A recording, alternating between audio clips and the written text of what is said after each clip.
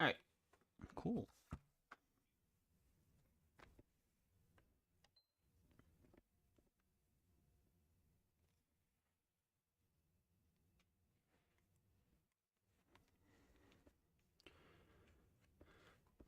Oh, it's not making the noise. Hold on.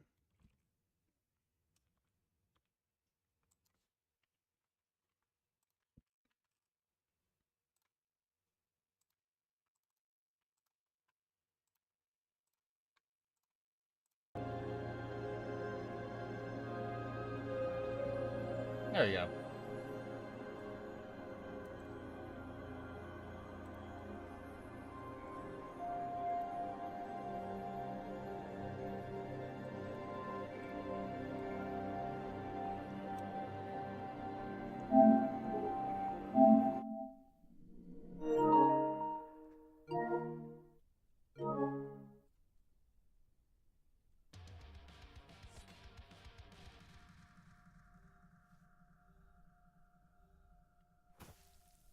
Why do the snowballs look yellow now?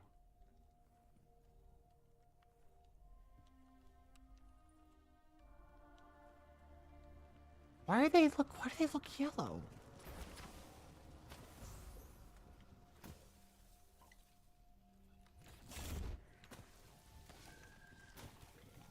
I could have swore they were white. Maybe they turned that. I don't know.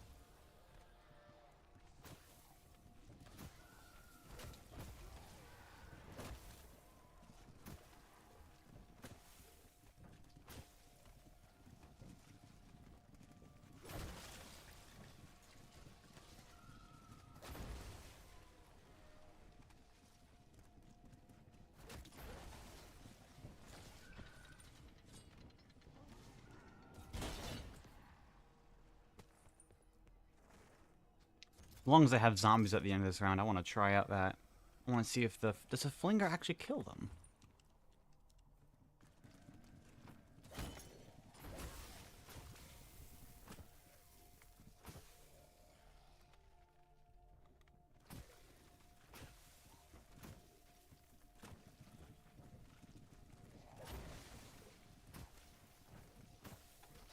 Round should be over, and yeah, right here. Okay. Oh, now it's over. Okay.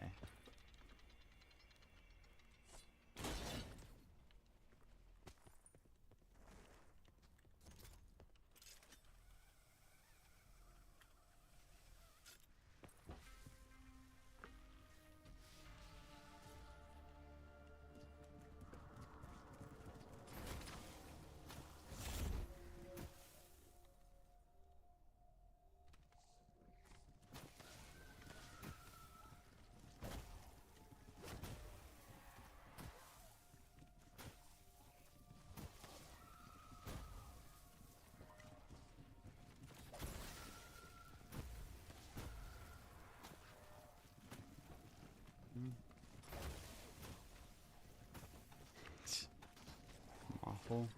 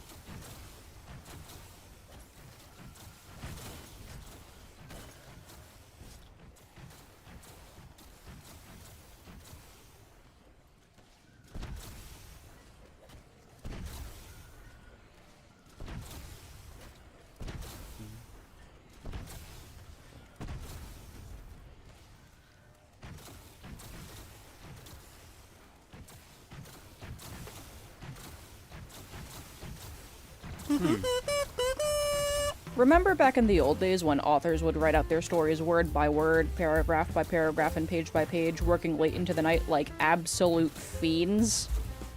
Yeah, me too. While there are still many human writers like myself who much prefer and insist on the tried and true methods of crafting a story that have existed for centuries, we as a society have the dubious fortune of living in a time where artificial intelligence is taking the world by storm. Including, unfortunately, the arts. If you're on the internet for at least a substantial amount of time a day, you've probably seen many an image or video generated with AI. I've seen quite a lot of these myself. But there also seems to be a worrying uptick in people who like to churn prompts through programs like ChatGPT, copy-paste their results in a quote-unquote manuscript, cover up their cursed concoction with some fancy trappings, and pass it off as their own novel while calling themselves writers. If you couldn't guess already, I have a lot of opinions on this. Before we get any further though, I should probably explain why I'm talking about the creative writing industry this time around, as opposed to the visual, art-related stuff that I usually cover on the channel. On top of being a comic artist and illustrator, I'm also a writer and a very avid reader. In fact, I love books so much that I got my start on YouTube talking about them, I have a mountain of books that I still need to read, and I also have multiple novel projects that I still have to finish. It's fine. It's fine. While my fondness for writing came about long before I chose cartooning as my career path, being a comic artist involves having at least some knowledge in multiple artistic disciplines. Writing is one of them, but in comics you'll see that more in the form of script writing as opposed to the prose you'll see in novels. Last year I made a 2-video series where I redrew AI images that I had found on Pinterest and discussed the ramifications of the use of generative AI.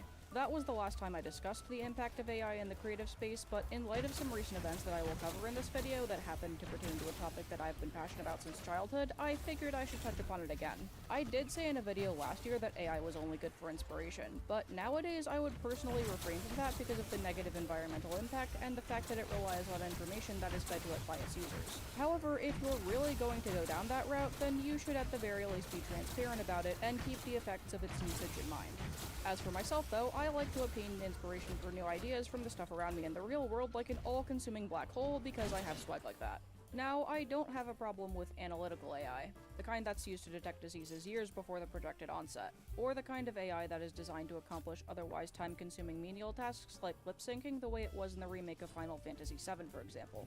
I do have a problem with AI that is trained off of human artists and creators without their consent, which, by the way, is theft, and I have a problem with AI that is used with the intention of completely replacing human artists, which I have many opinions on. But regardless of how you slice the cake here, there is still a long way to go before generative AI can be used in a way that qualifies as ethical, fair, and transparent. That does And not work. I that's if cannot it do can that. attain Alright, that good to status know. at all. In fact, as of writing the script, Please it don't be a only came out pusher. a couple months ago that one self-published author had left a ChatGPT prompt in one of her books, and another well-known author was mentioned by name in that same prompt. This comes in the wake of the aforementioned growing number of AI writers, particularly in the indie space where there seems to be no shortage of this stuff, and it's getting to the point where people are discrediting the indie writing space entirely, throwing salt on human independent writers without even giving them a chance. But let's say you're a reader who is actively trying to avoid AI, as I and many others are, and you want to know what to avoid. Or you may be wondering what this means for the general public's opinion on human-created artwork. Don't worry, I'll be covering those too. So if you're new here and you want to know more about this pattern and also how to detect the telltale signs of AI writing, then make sure to like and subscribe. And if you're already subscribed, then welcome back to the spaghetti layer. Anyway, strap your butts in because here we go! So you know what I said about the old days when authors would write out their stories word by word without having to rely on AI? Fortunately, and as I said at the beginning of the video, there are still many authors who write their books without the usage of AI, as people have done for centuries. Like, regular people. But there is still a concerning amount of authors who think it's okay to forego the actual creative process and use generative AI to do all of the work for them, whether that's the writing itself or the cover art. Since first making waves back in 2022, generative AI seems to have only gotten more accessible and more prolific. And it's now the driving force behind a surge of AI sham books that you'll find in places like the indie or online publishing space. There's even a whole list on Goodreads dedicated to authors who have used generative AI in any part of the creative process, along with several other lists that have books with telltale AI-isms.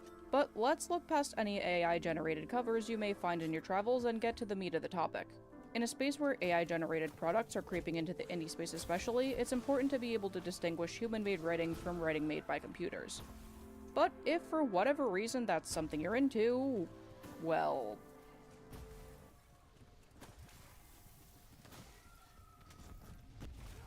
whatever floats your boat, I guess. Anyhow, it's important to mention that just because one or more of these factors may appear in a book does not automatically mean it's been AI generated.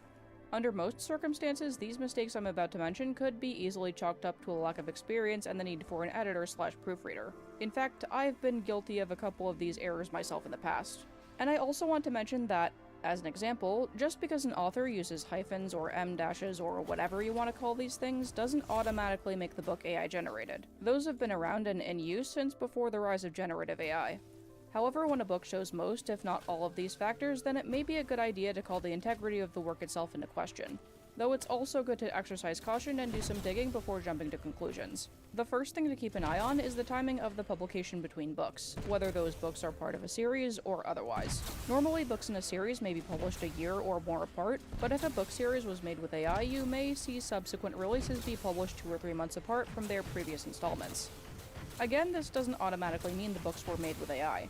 In fact, I've seen a few human-made indie books published on a rapid release plan after the author has spent some years sitting on the manuscripts. For this factor specifically, though, I would also suggest digging into the author's publishing history to see if they've written anything before ChatGPT came into the picture. If they haven't, then that could be a valid cause for concern.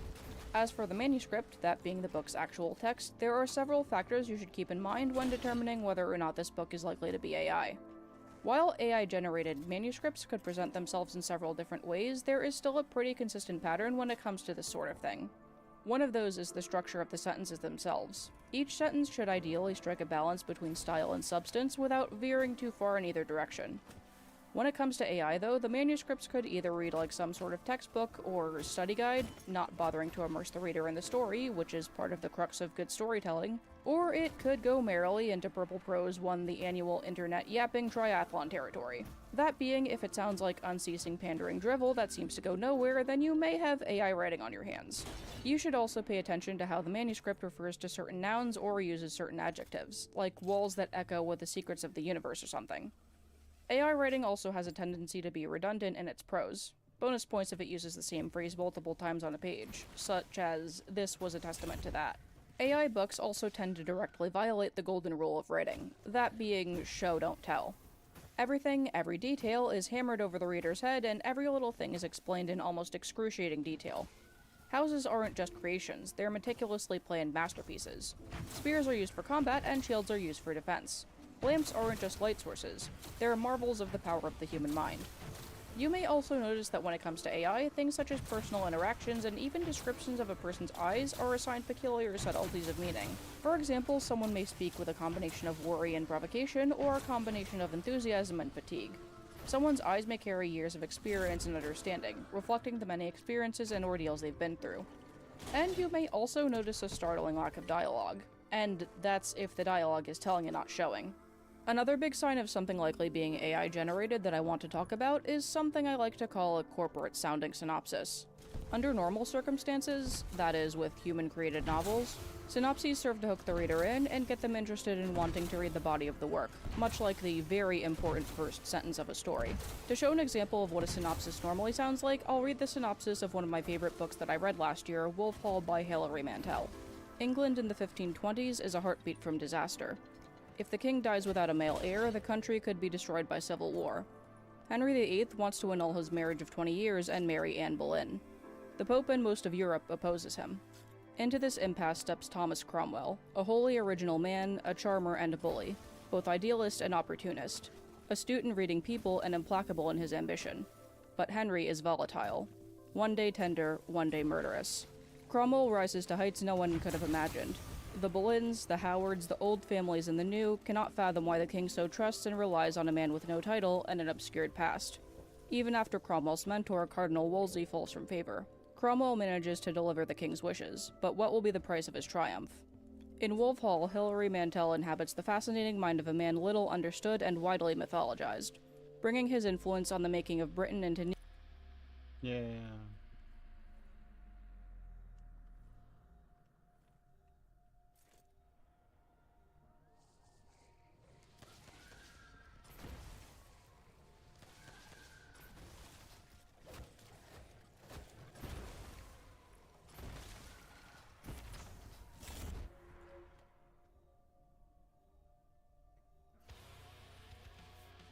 Satisfactory tips summer. One of the most exciting additions in 1.0 was giving the Summer Sloop not one, but two uses in the game. While the Alien Power Augmenter is an endgame unlock, you can get a huge boost early on by unlocking the production amplifier in the MAM as soon as possible. The production amplifier works like overclocking, but instead of increasing the speed of machines, it duplicates their output. Smelters and constructors require just one Summer Sloop, while larger machines need 2 or 4. Of course, there's a catch. A fully amplified machine uses 4 times the power. If you combine the amplifier with overclocking, you'll burn 13 times the power. Oh! One of the best... It makes a lot of sense now, actually. Like, I was using 20,000 power from a single thing. That makes a lot. Particle accelerators, that makes a lot of sense Early now. game uses of the Summer Sloop is duplicating alien DNA capsules for early fix-it coupons, doubling power shards for overclocking, or duplicating space elevator parts to speed up production. One of the most exciting that's what I always additions did. in 1.0 was giving the Summer Sloop not one, but 2 uses in the game. While the Alien Power Augmenter is an endgame unlock, you can...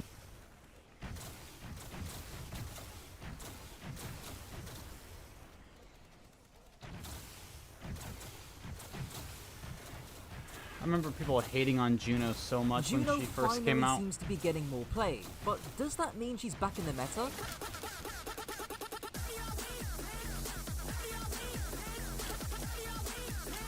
Just last weekend, we saw a ton of Juno in NA Collegiates, which seems to go against the default Lucio Kiri meta that we've been seeing since the dawn of time.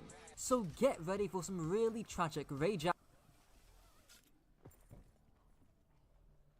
I really want to see a different meta, man, in Overwatch.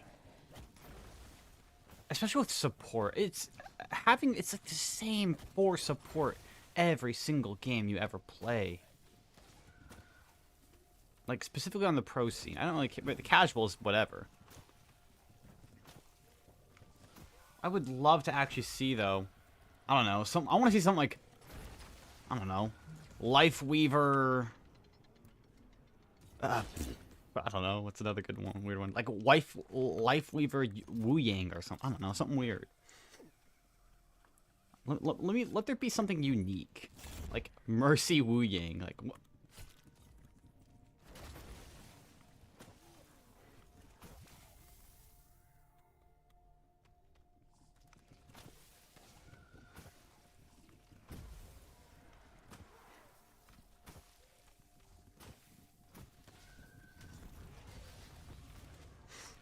Jax's, I'm such a fat fucking chud. the return of Malga Juno Brig, and whether Juno is truly back in the meta.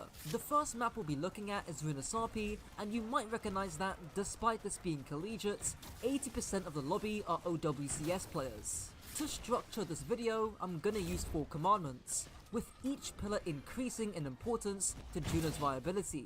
Throughput or burst is the first pillar. In fact, looking at the comp from St. Clair's, it looks eerily familiar to what we saw just over a year ago with Juno D.Va. Basically, there was a bug that made D.Va go really fast with ring and boosters, I remember that. and just exploded targets. And we do see some version of that here as Red X pops out with the boosters and his speed ring, also known as the Sonic Ring, which allows Tread to immediately fly onto the Wu Yang and explode him. But it's honestly Tread's pathing here that makes a difference. Going to the left side of the wall instead of going down main means he's more unpredictable. In fact, looking at Lucamino's POV, by the time he reacts to the D.Va, it's already too late. Red X in the meantime tries to find an angle with his torpedoes, ultimately just healing up his frontline. You also might be noticing the lack of a tracer on the side of ISU, which, don't worry, I'll cover later. Now, there's more depth on torpedo timings than you think. Current rank 6 Juno player, Lao, is the only player in the top 10 who's got Juno in their most played. He did give me a big long paragraph explaining Juno's kits, but for torpedoes there's 3 types: early fights, mid fights, and poke torpedoes. Early fights is just what we saw. You speed your frontline and swing super high in the air to get a bird's eye view. Really good to do on Runasapi or Circle Royale, maps that Lao directly mentioned. This might look dangerous, pushing forward so aggressively, but that's why you ring your frontline forwards, mostly your D.Va, so they take all the attention. You can see another example here, where Red X speeds his D.Va, pops torpedoes, and gets 6 of them out. Sadly, the downside of early torpedoes is that you can still get traded out by the enemy flanker, like in this case the enemy Echo. But I'll talk about outplaying this in a later pillar to come. Thankfully, poke torpedoes are a lot simpler. You just use them for poke. And as for mid-fight torpedoes, you'll naturally use them when, to put it simply, a lot of shit is going down. In this fight, you can see another early ring plus torpedo push allows Tread on the D.Va to control the right side room. Top down, you can see the 2 angles the D.Va Echo have onto the Hazard Sojourn. So, when St. Clair engage, Red X just about has his torpedoes back to support his frontline. They pair well with the cooldown reduction torpedo perk, which is a nice segue to talk about the perks. On this map, Red X picks Familiar Vitals alongside Liftoff for the major perk. Neither of Juno's minor perks are that great, but it is a little odd that Red X likes picking the faster heal lock-ons compared to getting a short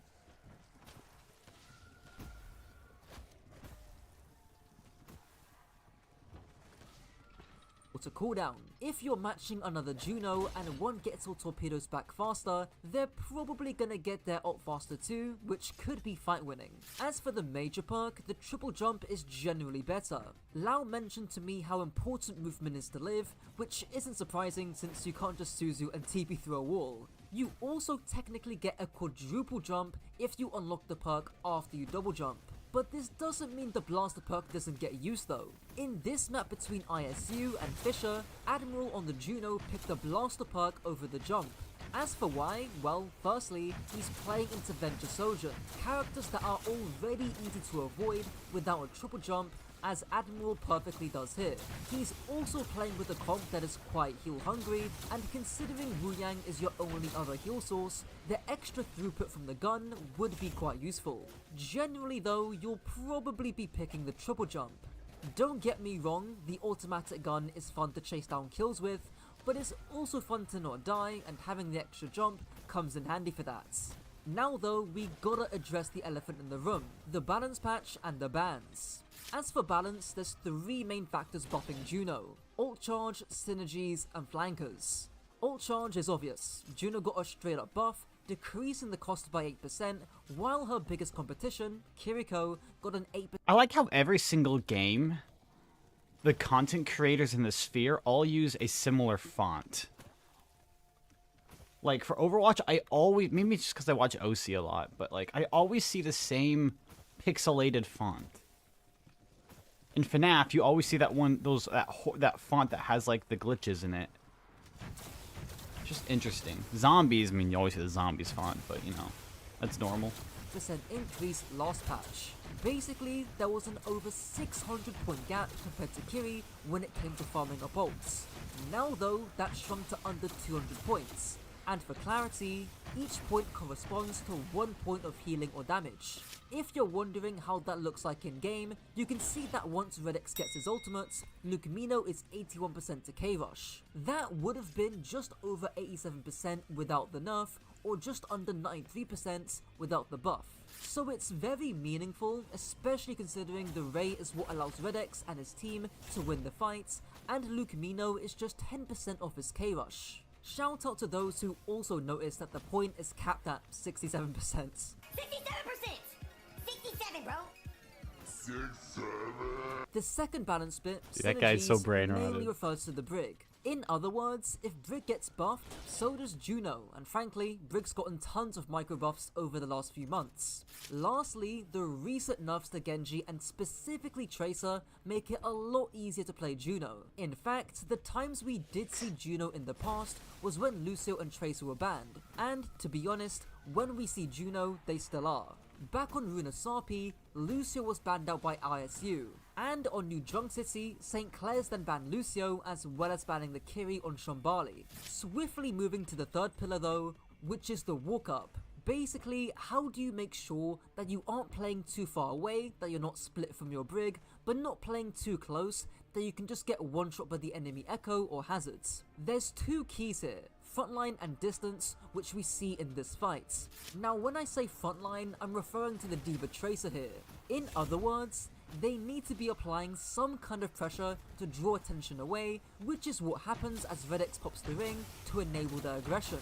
But this also refers to the enemy frontline, namely the Hazards. If he's holding close and still has leap, Redx needs to respect that and keep the distance, which thankfully he does, avoiding the spikes, popping the Ray, and hard punishing Cuffer. But what does it look like if you fuck this up? Well, we get a prime example here. Redx just walks way too early before his Mauga does anything, getting blown up by a railgun and a vortex. Firstly, outmaneuver the Ram by just rotating left side. Or secondly, wait behind the choke, letting your frontline take more space and draw more attention. It's a bit hard to execute this on Mauga, but that gives me the I'm not playing perfect Valorant. segue onto the last pillar, the Mauga Juno Brig comp. In case you didn't know, this was pretty much hard meta a year ago and everybody hated it. Sadly, there's two main challenges in the comp. Starting with the Ram. The reason this is a bit of an issue is that it stops the Brig from walking up, as it makes it way more risky. You can see Soaks is playing a lot more defensively, marking out the Kiri, but eventually ends up getting caught in the crossfire and dying first. There's not really much else Redx can do, but desperately try and keep his Mauga alive as he inhales all the heals. The only thing you can really do here is to bait the Ram form and then push in. Tread tries to do this but kinda gets stuck on the wall sadly. But things get worse on the next points as Redx seemingly gets zoned off by an Echo Kiri while the Brig can't walk up once more because of the Ram. This actually looks like a promising bait though. The backline are fairly safe from the Echo Ram and all St. Clair need to do is burn the shit out of the Ram from their angles. However, Tread hard engages while his backline's being zoned, meaning that while he catches the Echo, his backline's in Narnia and everybody else goes down. People often think the Mauga comp is a fast comp, and they're not wrong. But the best teams will know how and when to play slow. And this leads me on to the second reason, the growing pains. Just like that one Logic's on, people haven't played Mauga since earlier this year, and it was mostly with Lucio Kiri instead of Brig Juno. So there's a lot of bad individual micro plays that slip through the cracks. Just like the Reaper peeking the Soj angle, then wasting Wraith when nobody's chasing him, and then getting caught because he's got no Wraith to escape. The actual 3-2 split from the Brig Sojourn is nice because the Sojourn can get support from the Brig and it does force the Orbital Ray. If only the Juno Reaper could S-key properly and play slow. Things get even worse as on the next point, we're peeking Overclock from one of the best Sojourns in the game. Unsurprisingly, Red X gets dinked and ends up Ajaxing his Ray. Might be a timeout on that one. Again, why we're not playing slow, I don't know. Might be a timeout on that one. Again, why we're not playing slow, I don't know. Point hasn't even unlocked yet, so you can just give a bit of space and then raid the point when it unlocks. There's also that walk-up mistake I mentioned earlier, but even this fight when they've got the points, with both Cage and Ray, they still lose. Lethal opens up the fight once more with the Overclock, and while Red X is thankfully playing distance well, his Mauga decides to hard engage with that Cage. The issue is that Red X hasn't got his Ray yet, so when he gets it, it's too little too late. Again, playing just a bit slower here and not pulling the trigger until you get a Ray easily wins this fight. I say all this because I do actually think Juno is back, but not in the way you think. This stuff I've just talked about is the most important factor as to how much we'll see of her. Yes, bans and balance are important to Juno being viable in the first place, but it only gets your foot in the door. As pro coach Capitology said to me, it's still a skill matchup at the end of the day. New Junk City was a skill matchup, and this map, Juno Brig vs Lucio Bap, is also a skill matchup. In short, the Lucio Bap have much better range compared to the Juno Brig, but if you can hold close or path around the Ash Bap Lucio, Juno Brig edges out in value.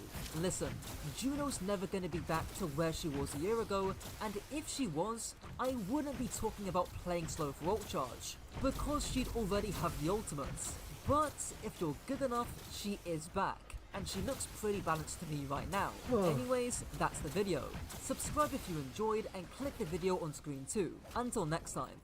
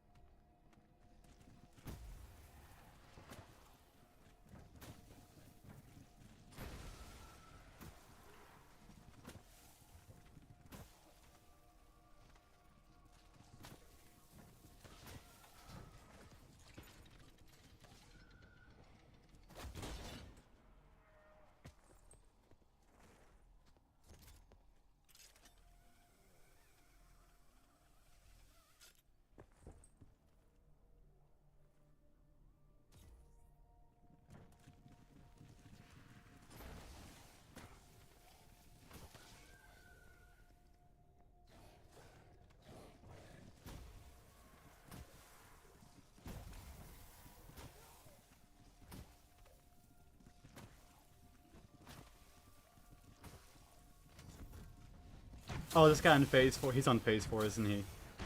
6, He is. 120, that's 3 hours and 20 minutes.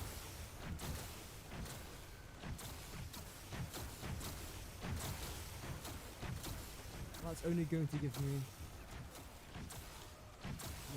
how many machines? 200.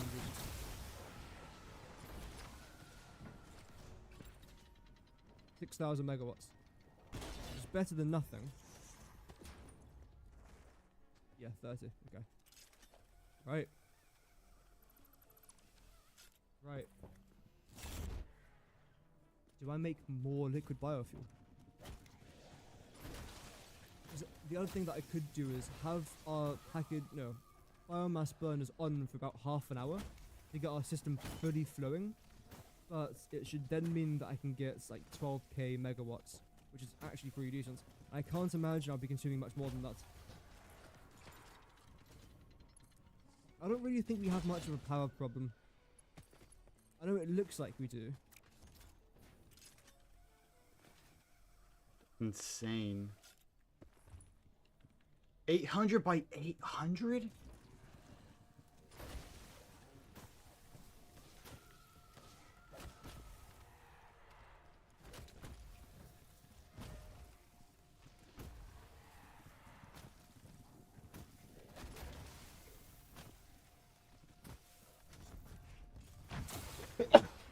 Ooh, that's 200, 200. Oh my gosh. You want to casually use 4,000,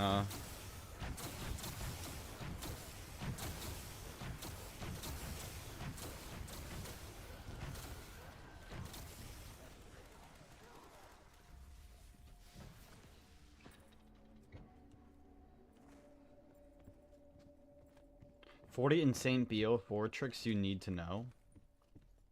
I'll be the judge of that.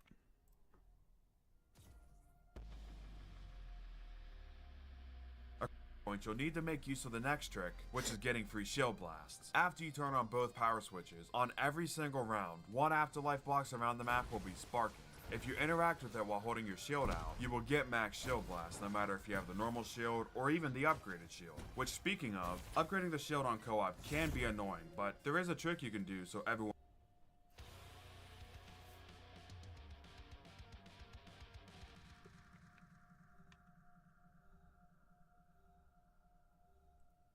One of my viewers, Buffalo XP, asked how to plan a long-term train network in Satisfactory. Perfect timing, because now that the Gigafactory is mostly built, it's time to feed it. And for that, I'm using trains. I've got about 6 major hubs across the map, all needing to deliver materials to the Gigafactory. First, I load up my save in Satisfactory Calculator. I start by planning which lines don't need to connect. Raw resources like iron, copper, concrete, and steel each get their own simple loop in and out. Next, I check what needs to connect.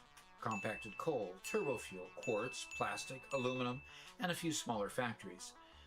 I turn on the paths layer and connect them the easiest way possible, adding junctions where the paths cross. I'll also run a line through the grassy fields for future expansion.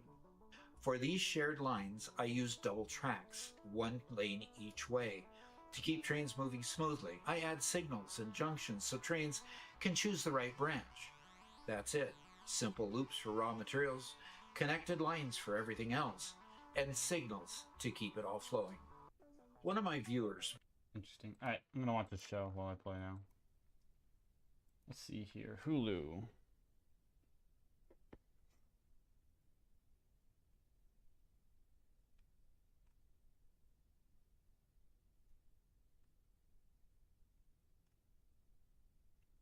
I gotta put more capsic on, dang it. Oh my gosh.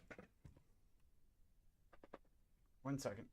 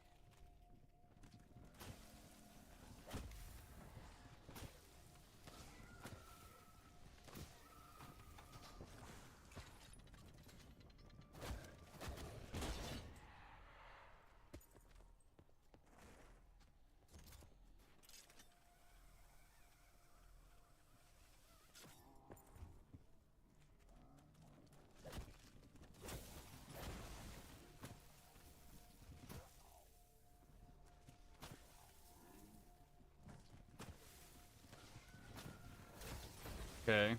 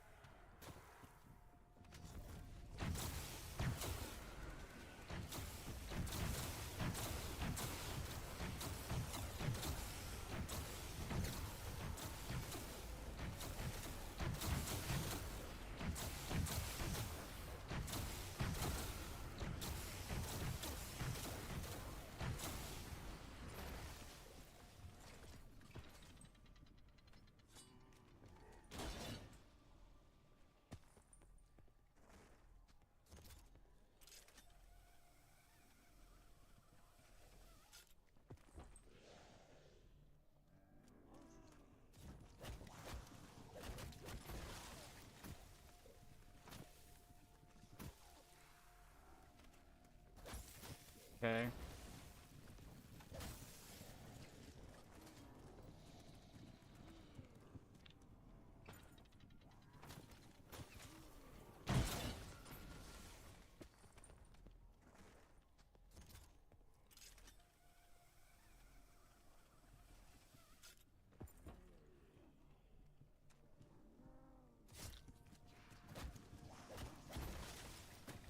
Oh my gosh.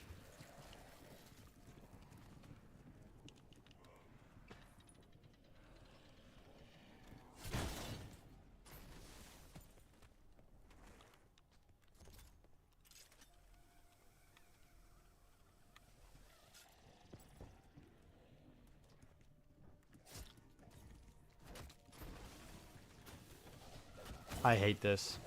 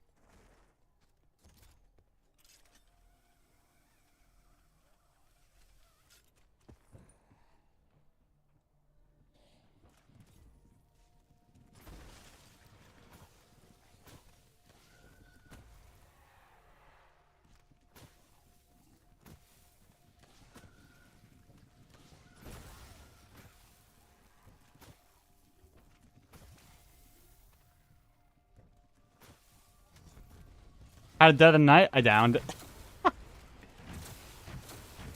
I downed in it because I'm like awful. Oh, so I'm playing the only map that I know how to play. Apparently. Why not go for it again? You know, it could be fun. Could be. We'll see.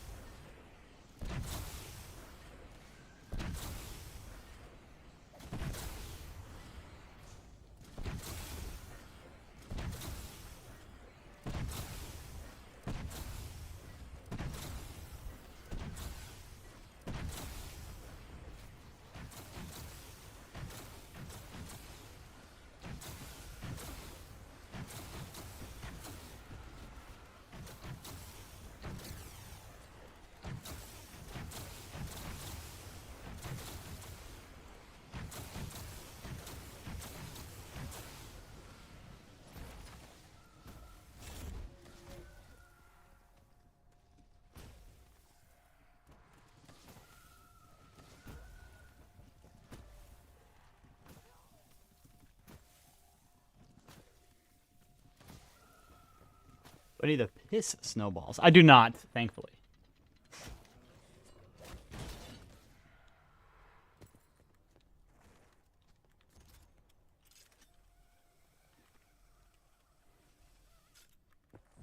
No, I could just use the normal ones.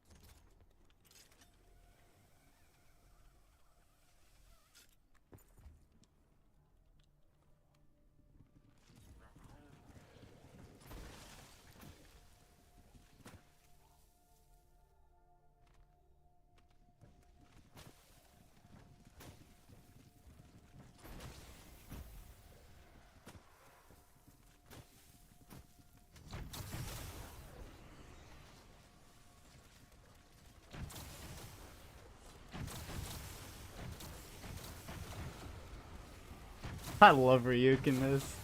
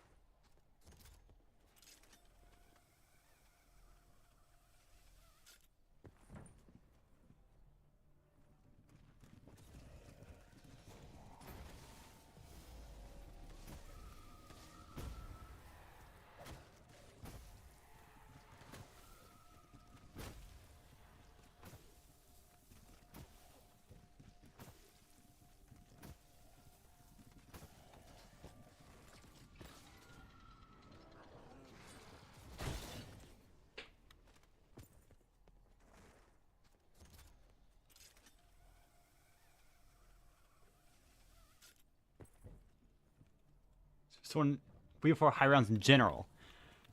Oh. Get the Helion Salva. I don't know. Ooh, it's a good one.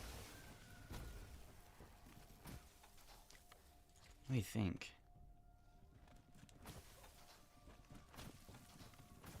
I would say above anything more than all, it's to be patient with it. I think that's the biggest thing I would ever say to anyone. So many of the maps have little quirks and little bits on them that, quite frankly, honestly, can just absolutely ruin the game. In the sense of, like, on Tag, for example, when you get to insta-kill rounds, if you run a zombie through the water, the ice water, it reverts their health back to normal. You know, I never knew that until then. It took a few games of playing a lot of high rounds to learn a lot of the niche things about the map. Like, actually, just recently, about 3 or 4 days ago, I was playing Voyage of Despair. I was on round, I think, 190 something. And the main way you get ammo on that map is with the Kraken. If you kill Catalysts with the Kraken specifically, they'll drop those little hand parts, feet parts, whatever it is. And then you can use that to get ammo back. But every now and then, for some reason, Catalyst will just stop spawning out of the blue for about 20 to 30 minutes maybe sometimes, right? So, and that will really be an issue because, well, if I don't have any Catalysts, how am I meant to get ammo? So I assumed that they would just start spawning again. I had no idea what was going on. I used up all my ammo in my Kraken, and I'm now left on... And then eventually the Catalyst started spawning. I thought I could just get back the Catalyst parts to get ammo, but you can't. You have to use the Kraken to get ammo for the Kraken, and since I had none, I couldn't get any. I already used the free Kraken, I had no way to get max ammo, and I was not going to trade out my Kraken and get fire sales. So I actually had to end my game. I didn't secret sauce my Bandolier Bandit, so I couldn't get ammo through trading out perks. I was completely stuck. It's just, there's things that, unless someone flat out tells you, you eventually end up learning. Usually the hard way, I would say. Alpha Omega, I learned the hard way that you can't use the traps in the bunker of the place, otherwise that'll crash your game. On, what's another good one? Ancient Evil, we learned that you can't kill Catalysts by shooting the wall at a certain spot, otherwise that'll crash your game. There's a lot of things that take time to learn. And although someone, you could have it explained to you, it doesn't, I don't know, you don't fully get a hold of it until it actually happens. I would say definitely, yeah, the biggest thing is patience, I would say. Is to know that it's going to take a while. But that's usually not the issue. I mean, every single map can be... Oh, look at that. Every single map can be pushed by, like, 150 to 200 rounds. Oh, hello, zombies.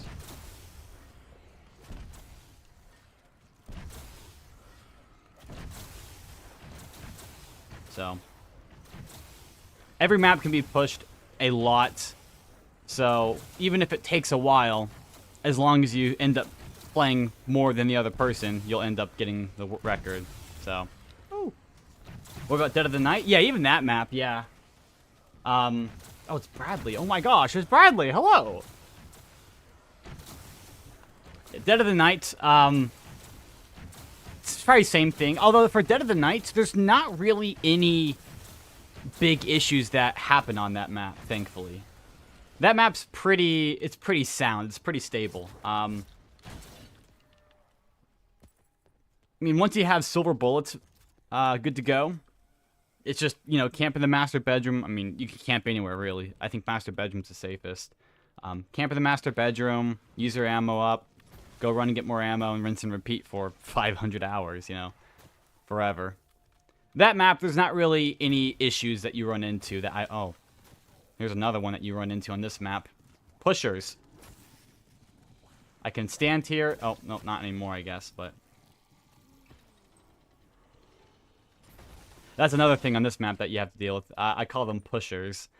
Sometimes the electric zombies will completely bug out, and when they run into you to try and hit you, they'll just start pushing you instead. And when they start pushing you, they latch onto you, and it's almost impossible to get rid of them and to kill them. Or you can hopefully get lucky and run away from them. So,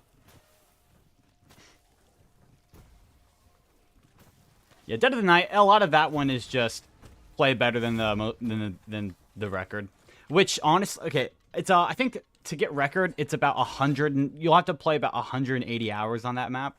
Which, yeah, that's a lot of time, but I mean, it's not like you're forced to play it within 25 days. You don't have to play the game super quickly. You can just play 1 hour a day, and then you'll be done. You'll have record, and yeah, it'll take half a year, or close to half a year.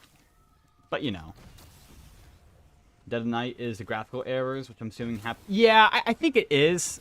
A lot of your UI HUD elements will disappear after.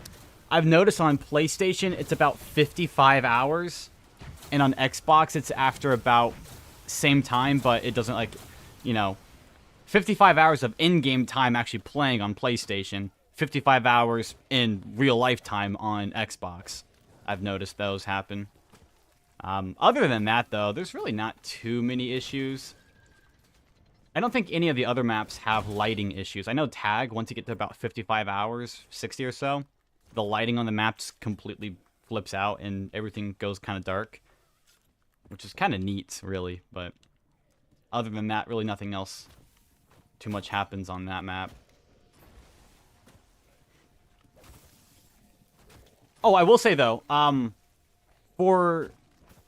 know a big one for whenever you have your HUD elements go away, one of the big issues I've always noticed was that your Dying Wish, you can't see the recharge time on it anymore, right? There is a formula for it, though. A guy, Leo, made a program a few months back to tell you how long it'll take for each of your Dying Wishes to recharge. I have that. I can post that here in just a second. Which is super helpful. As long as you keep track on your notes app on your phone, how many Dying Wishes you've used, you'll always know when your Dying Wish comes back. It's one of the most helpful things ever. Let me find that real quick, actually.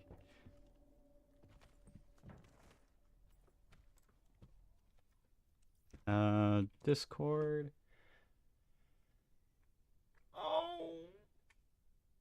Oh, let's see, where is it at? Hold on, Leo.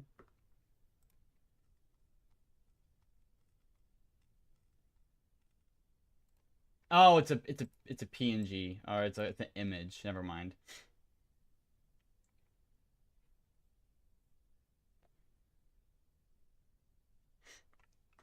Okay, never mind about that. Dying Wish number 60 will take 30 hours to recharge. That's crazy, though. Here's what I can do.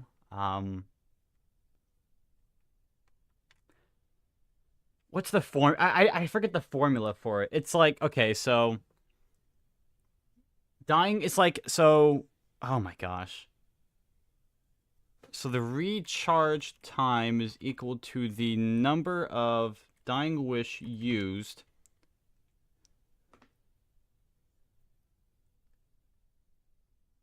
Nine plus, I think it's 9. I think that's the formula. So the recharge time is 9 plus the number of Dying Wish previously used. I think that is the formula. So that's pretty much what it is. In minutes, obviously. So you have 9 plus, so your very first Dying Wish, you have 9 minutes plus 0 previously used. Oh,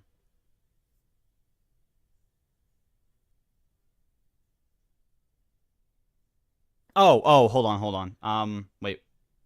I think I got that wrong.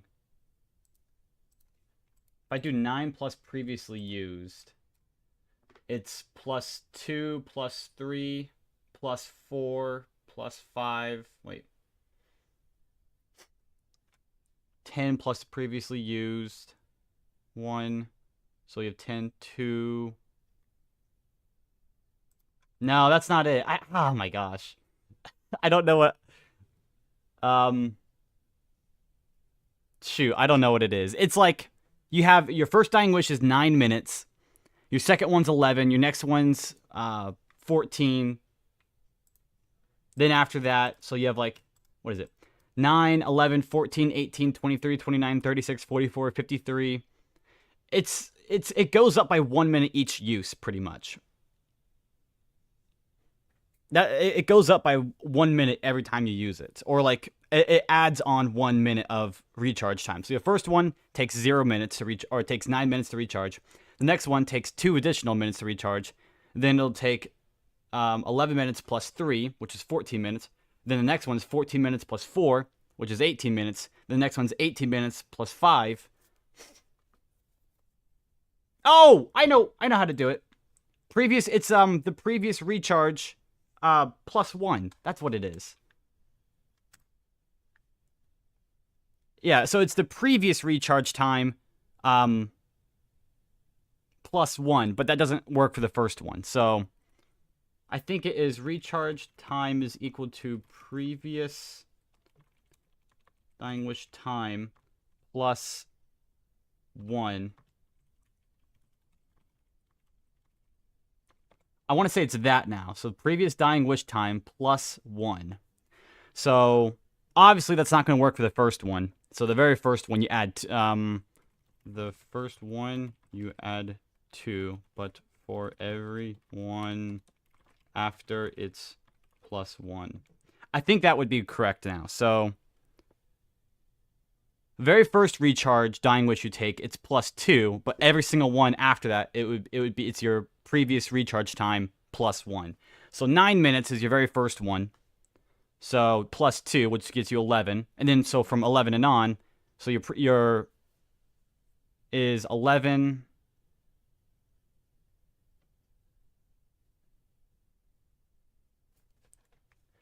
Actually, okay. Do you have Discord by chance? I hold on. Let me just do this. Here. Get your phone ready or whatever it is you use to take a screenshot, and just take a screenshot of this. This is going to be easier than me doing anything in the world. Just take a screenshot of this. If you're able to. You should never use more than 40 Dying Wish in a single game, so if you can if you have the ability to take a screenshot of this, just take a screenshot. I don't know how to explain it. This is what it is, though. I can't think. So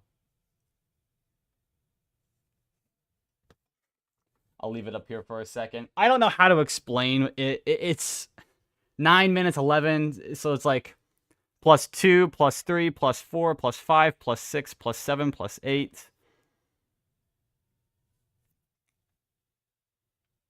So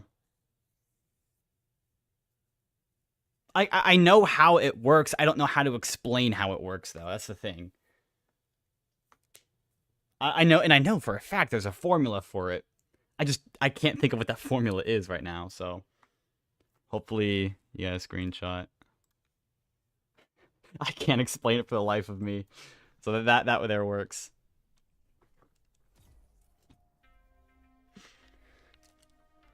I don't know. It's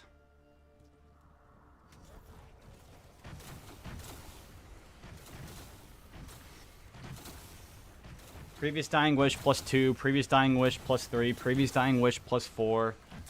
It's whatever that is. 9 plus 2 is 11. 11 plus 3, or I don't know. I don't know.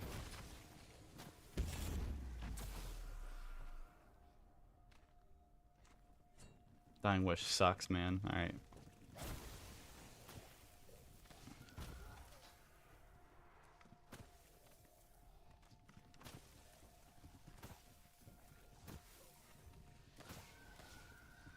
Recovering perks after Down and Dead of the Night? Oh, yeah, definitely. They're all over the place.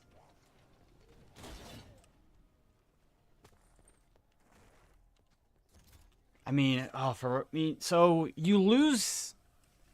Assuming you're playing on normal, I think you always lose the first and third perk you've purchased first, and then the second time you down, you lose the second and fourth one. So you could always, I guess, buy perks in the order that makes a little bit of sense. So if you always lose your first and your third perk first. So if you have all 4 perks, you down, you lose your first and your third perk, I think is what it is. So you can make your cola and tonic perk ones that could help you recover. But other than that, yeah, it's not really ever too much. That's just hoping for good zombie spawns. Yeah, I power outage used to be an issue with me as well. I have a power supply unit now, so that shouldn't be an issue. It hasn't been an issue in about like 2 years, which has been nice. But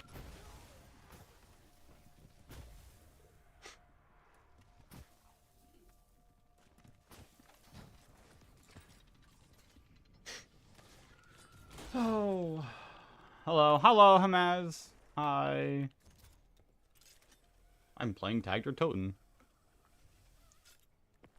First and second? Maybe it is.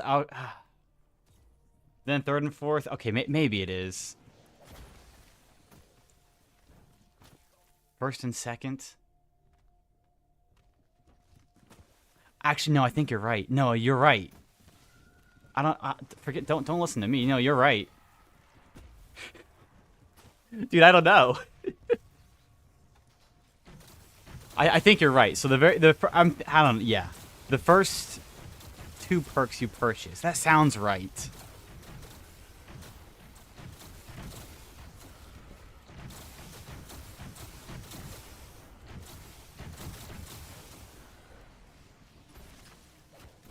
Maybe I'm thinking of Cold War. I don't know.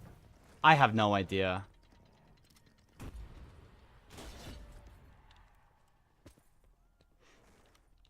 Usually whenever I down, I always end my game, so I never get to see what perks I'm left with when I recover.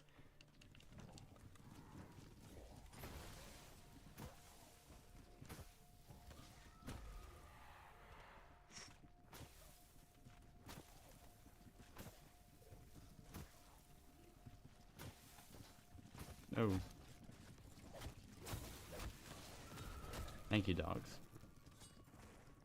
In order. Peach Junior first time. Yeah, that's definitely smart. Yeah. I don't even think about that. That's a really good. Actually, hold on. That's a really good idea, though.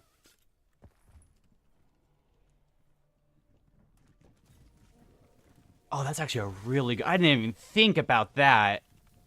Because if you lose PhD, there's no way you recover. Pretty much. That is so important. Okay, that's a good. Yeah, no, that's a good one. Definitely.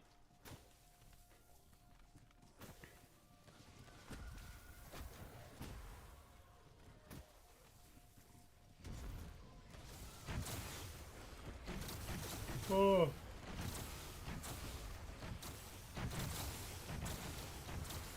On hardcore, if you go down, you lose all your perks.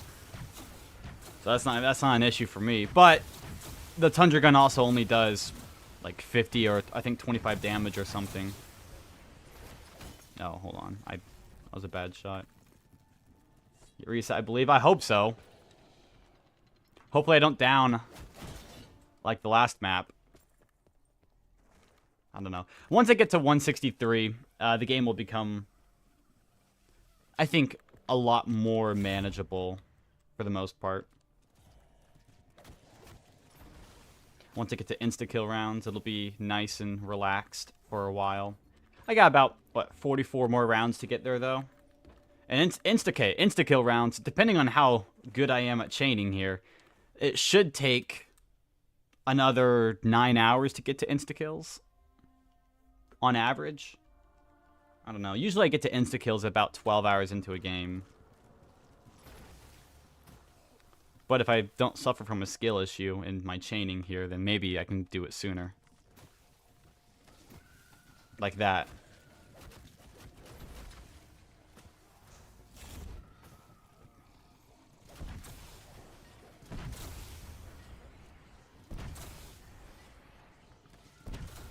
Yeah, we'll see.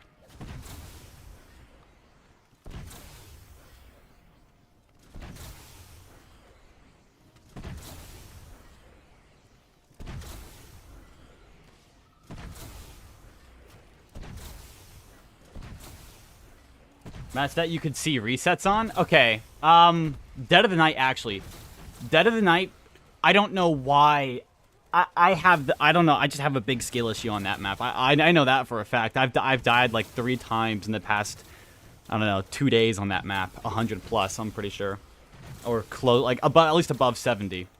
No, definitely the first map I could see hitting reset is Dead of the Night.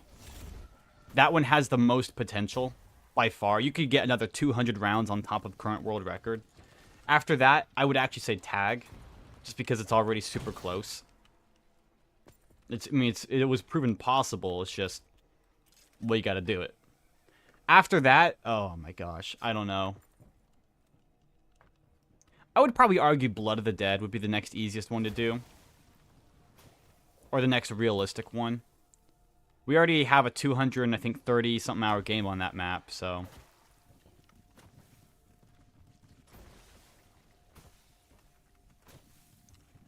After that... Maybe Ancient... I would say Ancient Evil. The issue with Ancient Evil, though, is... No one wants to restart for challenges on that map. Good challenges is such a pain to do. After that, probably Voyage, then 9, and then Classified. Oh, no, Alpha Omega first, then Voyage, then 9, then Classified. Alpha Omega, it's just who wants to press a button, 2 buttons actually instead for 500 hours instead of 1 button.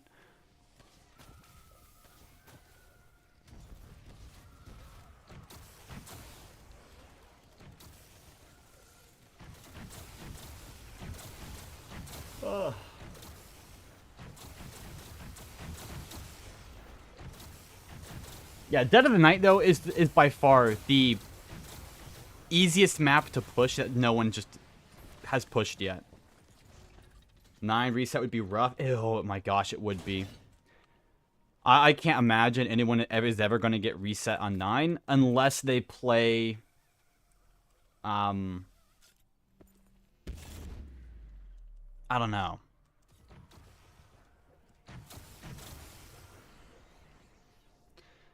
I mean, you could try to do the 1 window on 9. So there is a 1 window on 9. It's kind of a scuffed 1 window. And it's not a true 1 window, but the zombies spawn at 1 window and they spawn somewhere else, but the other spot they spawn in, for some reason they like despawn immediately and they'll just respawn at your window. But that one's a kind of a weird one. That would probably be the easiest thing to do for that map. It's not fast at all. It's like 13 SPH. It's fairly slow. But you also have really good dog rounds on that map, or gladiator rounds. So people reset on BO4 maps for no fire. I do. You don't have to. On maps like Dead of the Night, you don't need to. No. I still do though, just because if I'm going to be playing a game for 500 hours, it might help a little bit in the end. Being able to have that many more, max ammos and insta-kills. But when you have infinite ammo for the Helion through the Silver Bullets table, it probably doesn't matter. Other maps, though, like, I don't know, Voyage, yeah, probably. It would be useful to have no fire sales. 9... I would definitely say try not to get fire sales on 9, because you can get fire sales from the crowd to get your Helion. So, but you don't have to have. It's not like a make or break or anything. None of the maps are even close enough yet to. Oh, okay. Like this right here is a pusher. Oh, is he gonna push me? No, he's not. Oh, I might have to do an ammo trade here. This is getting close. That's gonna suck if I do. I usually reset until I get Helion first box. But you don't have to, normally, I would say. Uh-oh.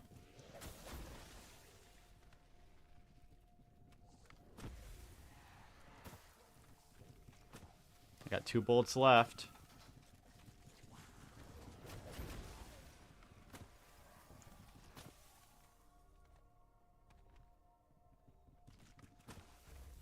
Woohoo.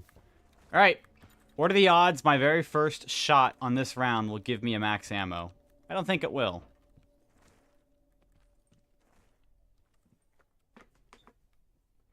We'll see, though.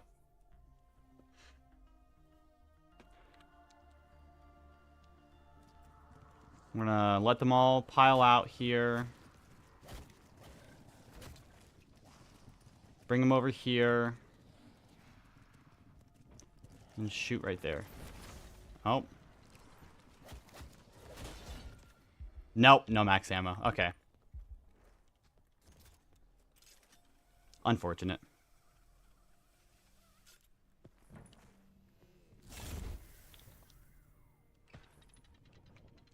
Let me do this real quick here.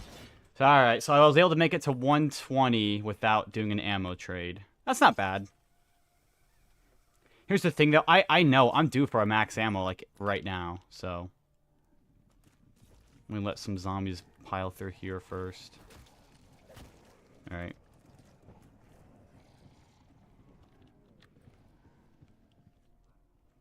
Unfortunate. I'll only go for 1 Bandolier Bandit trade here, though. I know I don't need much.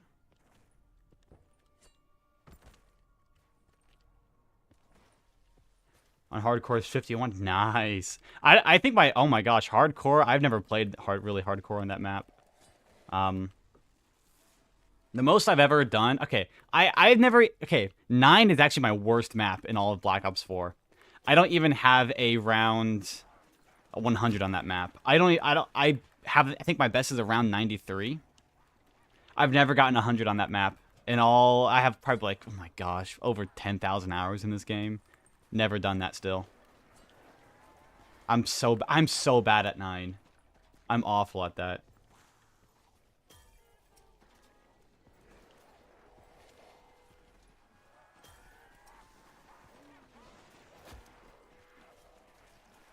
Oh, I thought I grabbed a perk.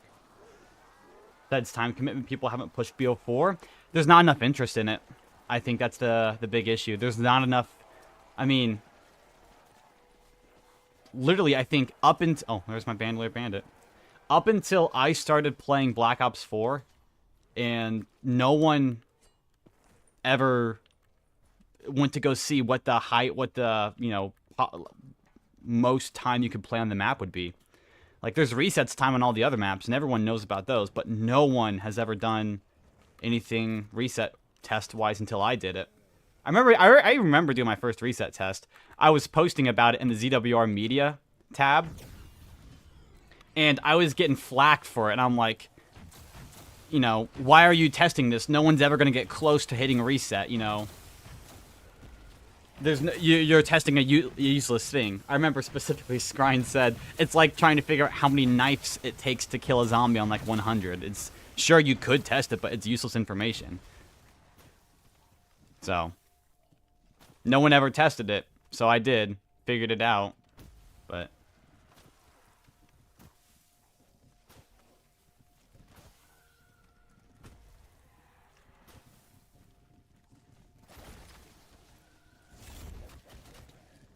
No way, that still wasn't my max?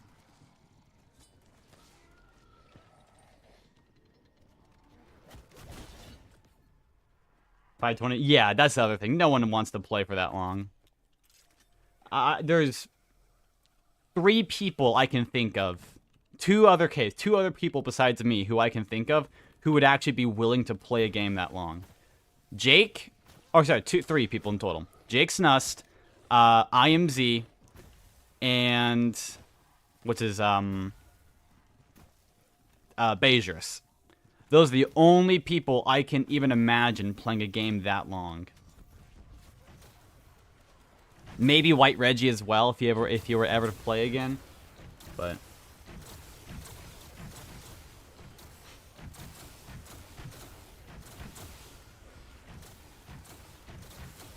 Snussie, yep.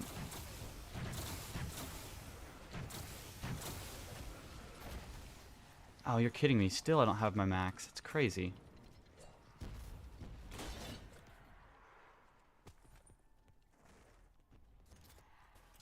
I didn't grab snowballs. Ah.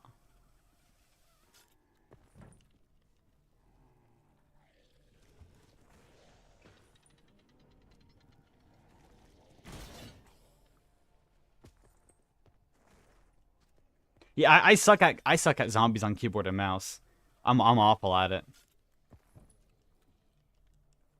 I like controller for high rounds just because of how casual it is. I'm able to sit back more on controller than I can on keyboard and mouse, which is really nice.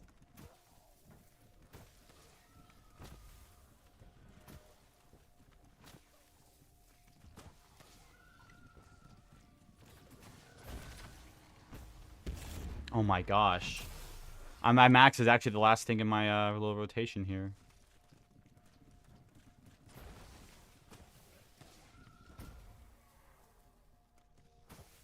Hopefully I get dogs next round.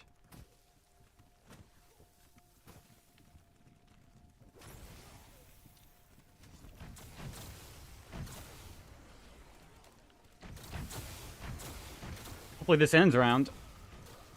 That'd be nice. I don't think it will, though. No.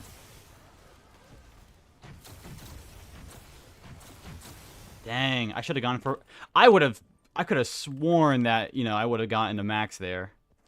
That's crazy. It's more efficient, but control... Oh, yeah, definitely. No, keyboard and mouse is 100% more efficient. Speedruns are a mouse and key. Like, if you're ever doing round speedruns or anything like that, keyboard and mouse is definitely the way to go.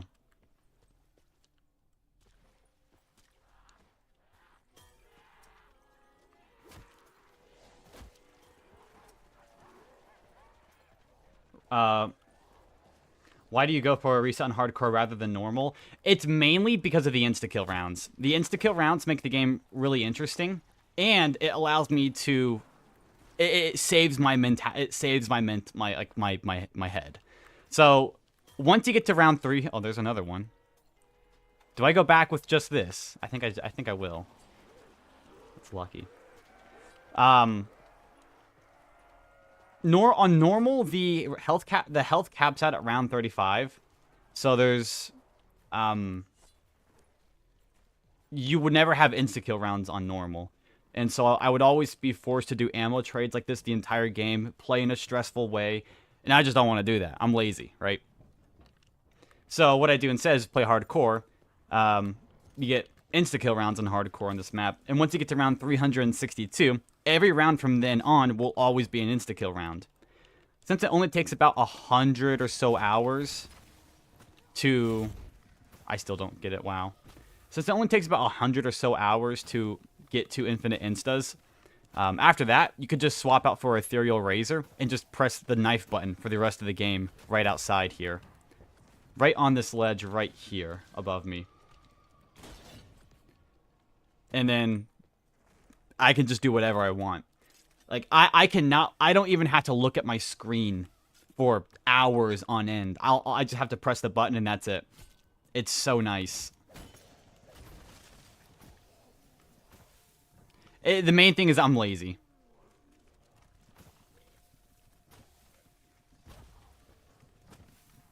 I want to have the easiest time possible for it, so...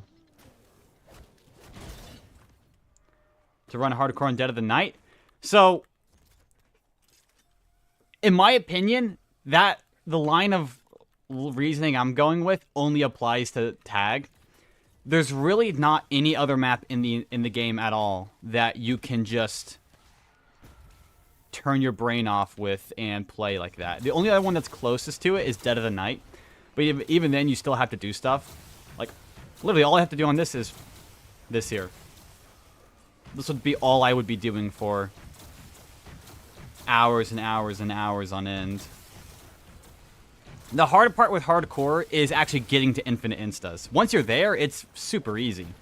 But there's got to be a strategy that can actually bring you there, and reliably, and that there's very few of those across the game.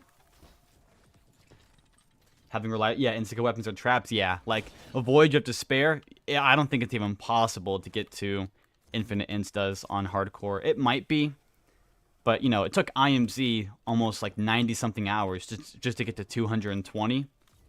And that's not even the halfway point, I'm pretty sure, to infinite instas.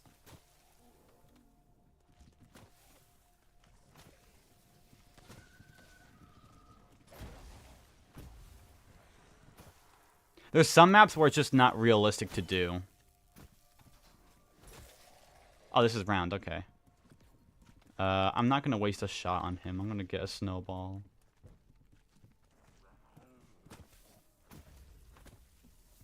There we go. Well, that sucked. I thought I was going to get a max ammo. Now, I've gotten 4 drops. I only have a max of 6 I can get. So I either have to get a good drop to start off with, or I get a dog round. Yeah.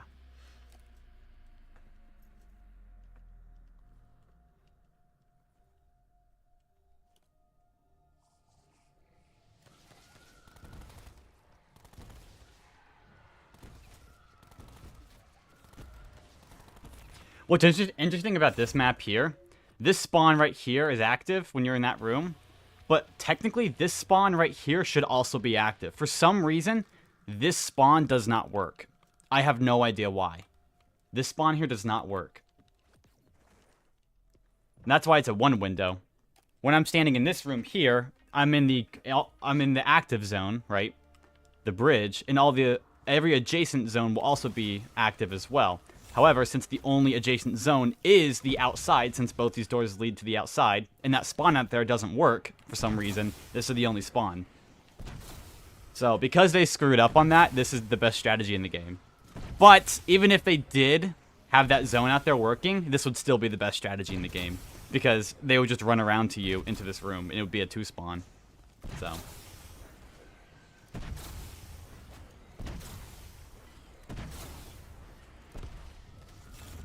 ah, well. Alpha Mega's a map I can't imagine trying to do hardcore on. Yeah, it's... okay, honestly, if you're playing offline, it's pretty much impossible. It is pretty much impossible to do anything on that map. You don't... when you load up your console offline, you don't have access to Blaze Phase, which uses an infinite killing perk. So, that's out of the question. Okay, let's say you turn on Pack-a-Punch and all that stuff. You know, how are you going to kill zombies? You can't use traps offline. The basement trap crashes the game. The top traps are disabled because you can't do the Easter egg offline. There's no way to play on that map without Electric Burst. And even on hardcore, apparently once you get to around 121 or something like that, whatever frozen rounds are on BO3 and BO2, then it just stops working or doesn't work well. There's just so many issues with the map. If you could find a way to get to infinite insta-kill rounds, though, you would be able, without turning on Pack-a-Punch or anything like that, you'd be able to play MX9 instas, which would be amazing. That's, like, probably the fastest strategy on the entire map. It's like 7 seconds per horde. It's amazing.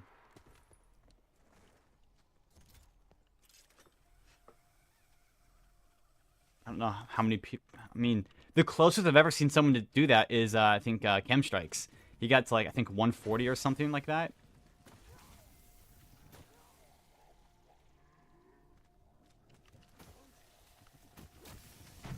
Super impressive. Oh.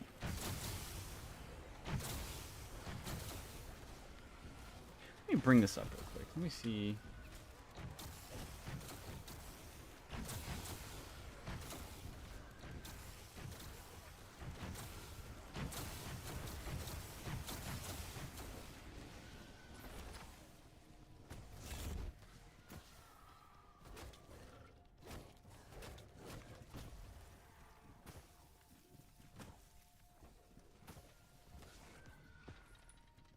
that does not... okay, good.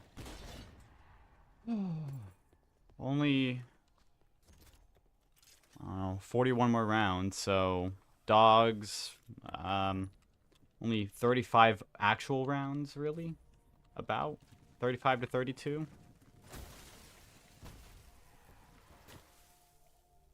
Or 35 to 36.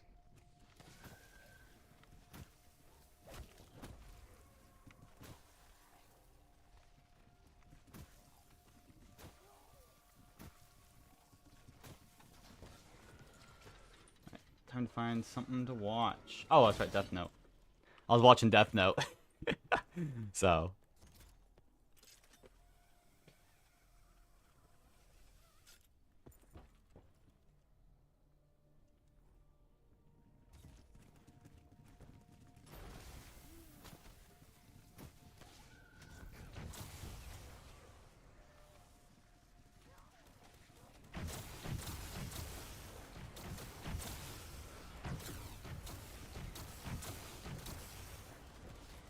Yeah. Do you watch it dubbed? Yeah, yeah.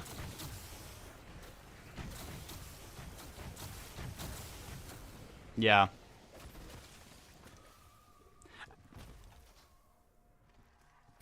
It's easy. I mean, I can't really read subtitles or anything while I'm playing. At least not until I get to Infinite Instas.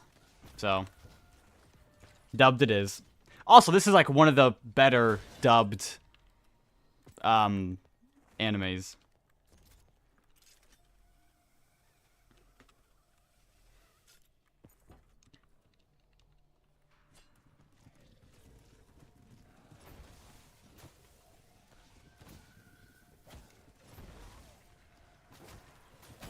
Oh.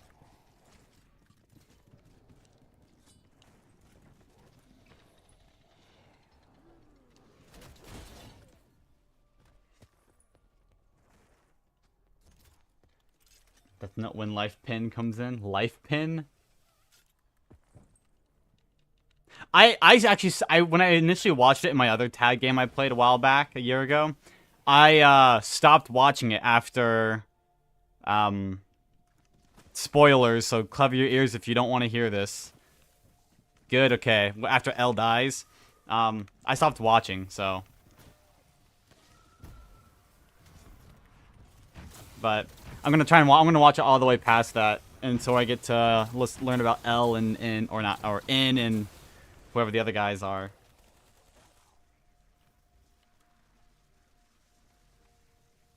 Where's the zombie at?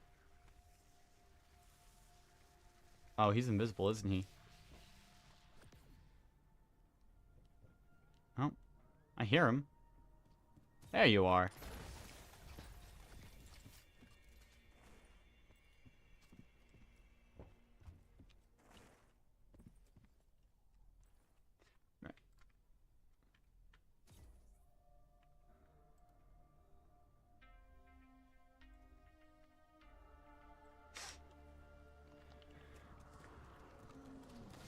Bana.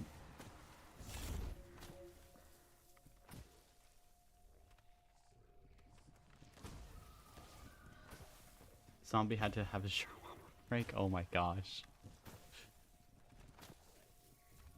He was just chilling. Sometimes the zombies will be completely invisible, and they'll just be like right here. It's super weird.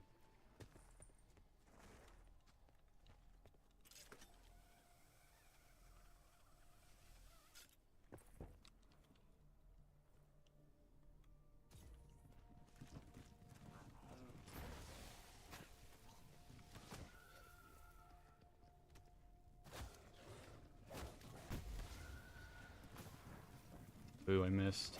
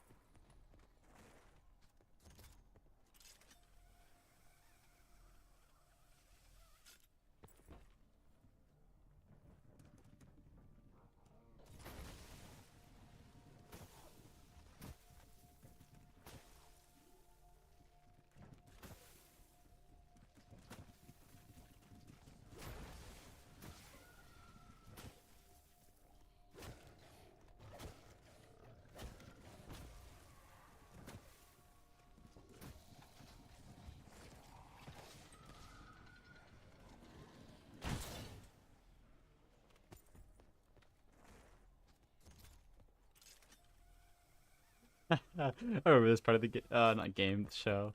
It's so good.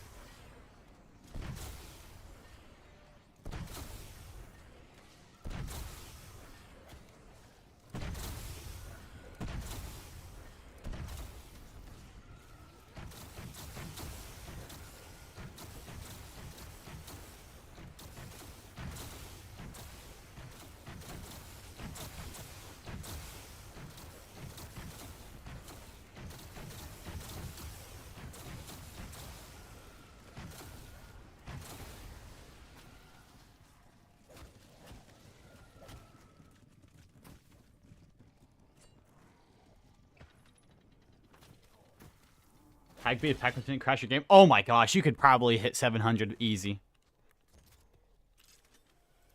700 would be an easy. You could probably hit 750, 760s, I bet. I mean, you could do that if you played with all elixirs and talismans already, like right now. I mean, if you played perfectly, there's a chance you could maybe hit 800 even.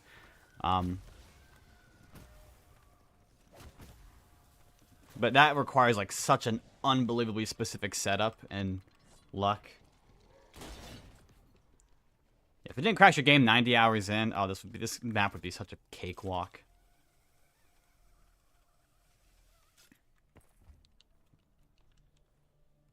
I mean, around 490 hours is insane. Oh, that's around.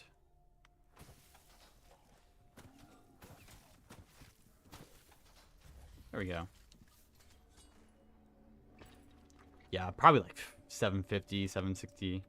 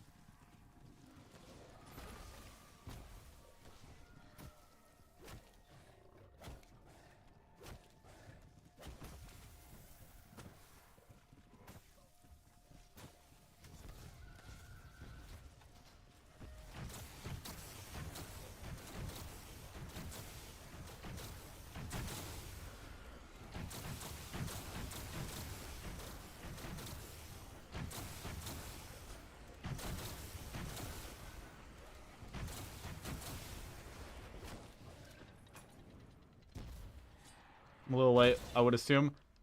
Not really. Nothing really crazy has happened.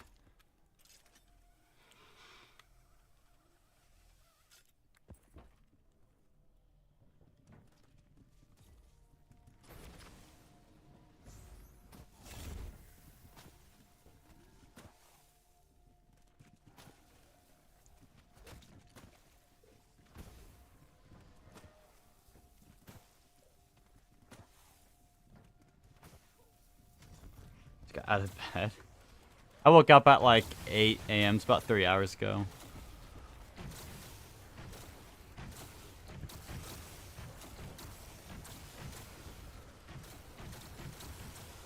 Oh. Use live split to time your game? Yeah, I do, yeah. It's not like hooked up to the computer. Well, it's on the computer. But like, I've gotten so used to it, whenever I hit the pause button, I will automatically go to hit the P on my keyboard, which is to pause the timer. So it just looks like it pauses and unpauses with the game. Like, even when I'm not playing, or like, you know, with the timer, I'll sometimes even do it now.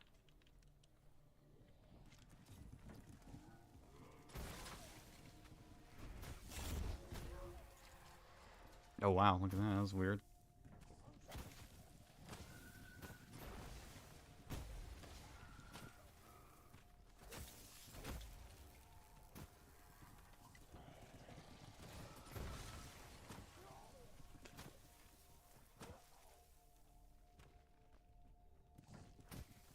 Ah. We're running town first room, we want to try the record. Do it!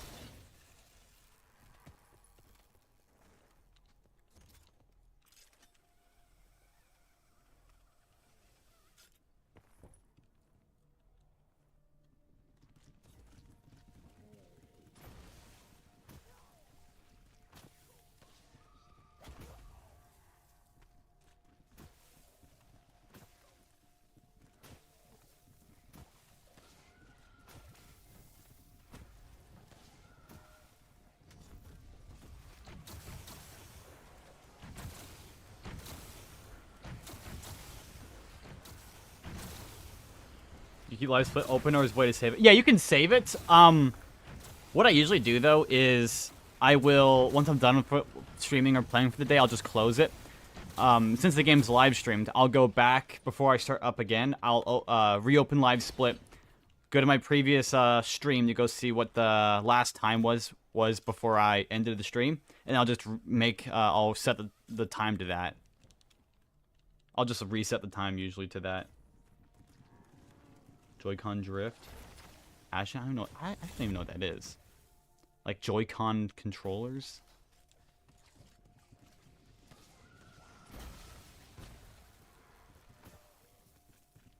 Aren't those like advertised by some people?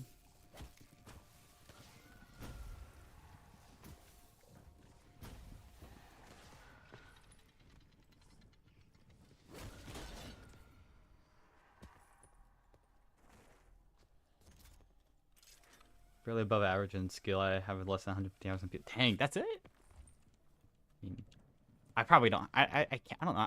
In my entire life, I probably have about 300. I don't know. I have no way to guess.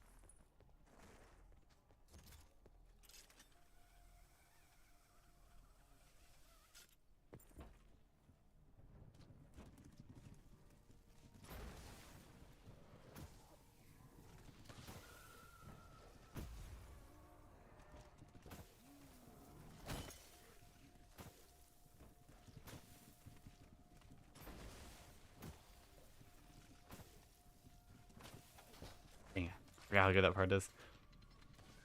Most of the time, it's when the controller and thumbstick are stuck in a way that.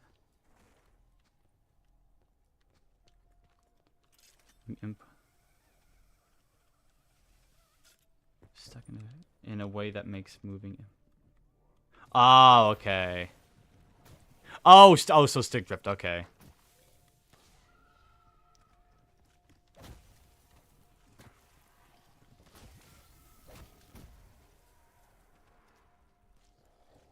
No! Wow.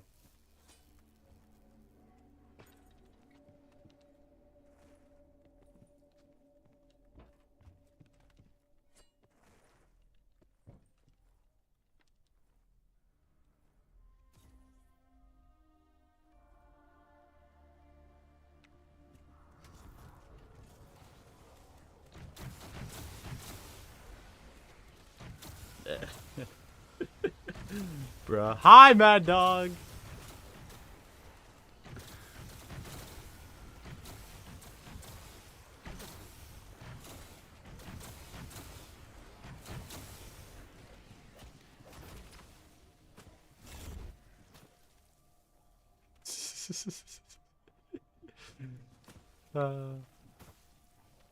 Please make me stop talking.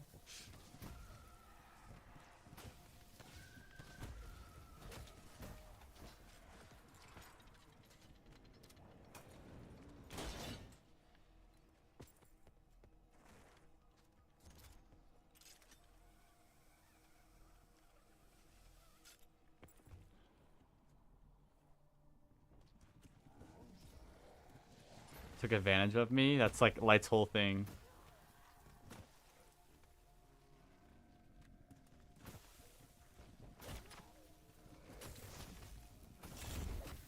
Oh, I think... Oh, hello, zombies.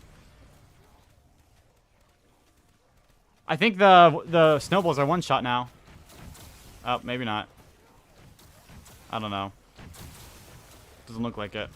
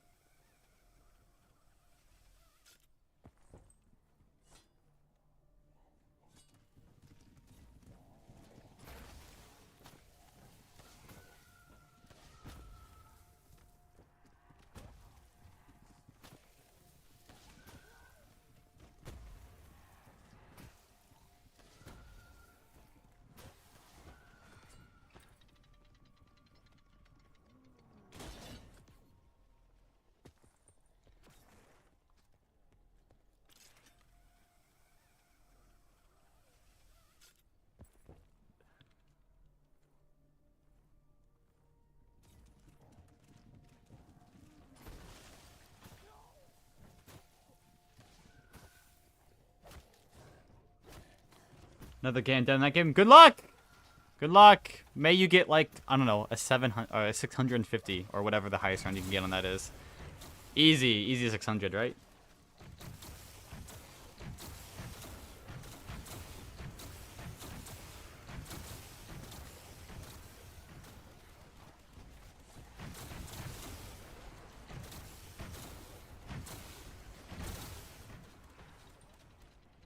No 600, no GG. Actually, though, yeah.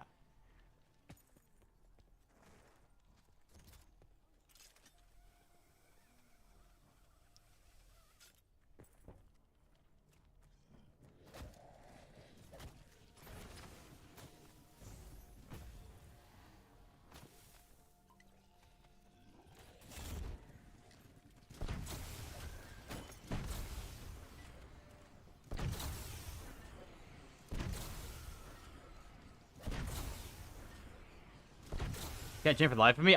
It took a while to get used to it, yeah. Chaining's hard. Jake's the best at it, in my opinion.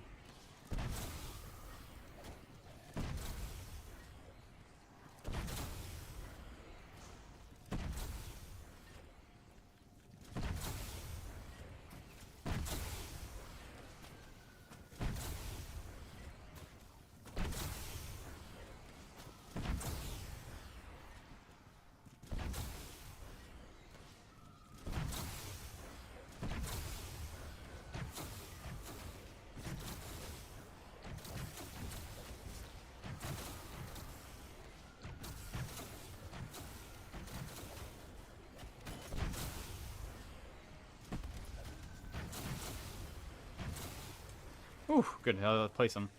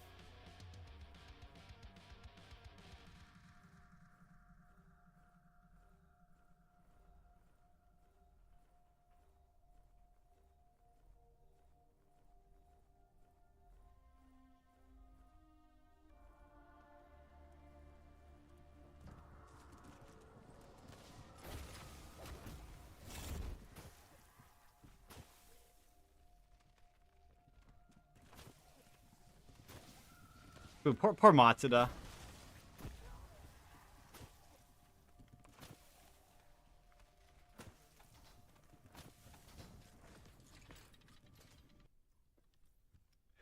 Alright, I'll be right back in a second. I'm gonna go get a drink. It's been 2 hours.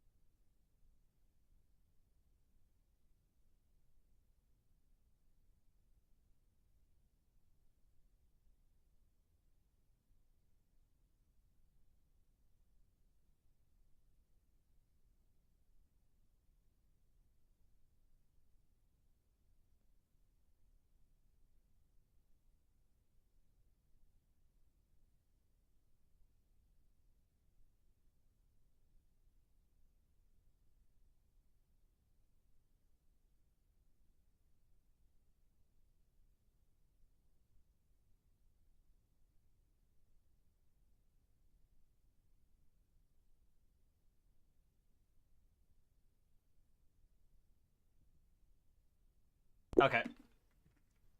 Ah, finally buy the shield through the floor. I'll watch this random Ginger's guide. Yes.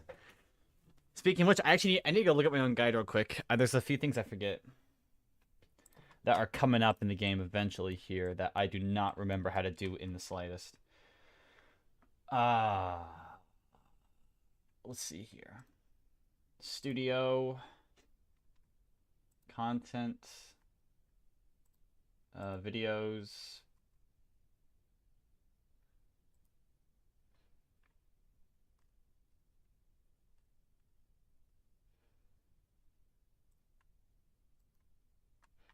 Dude, it's gonna be so weird hearing my own voice.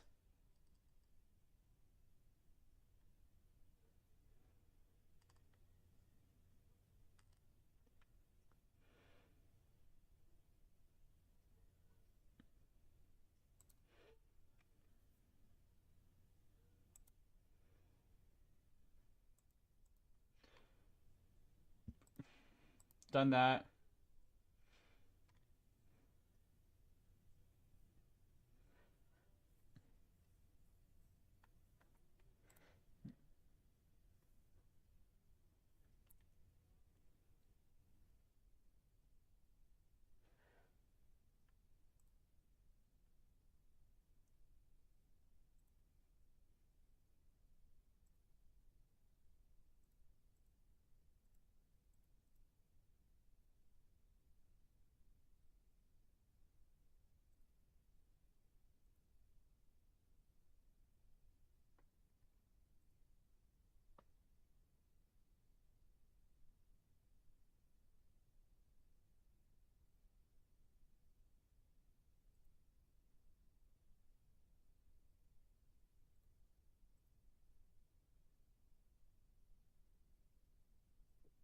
Mid-game strategy, that's what I need to know.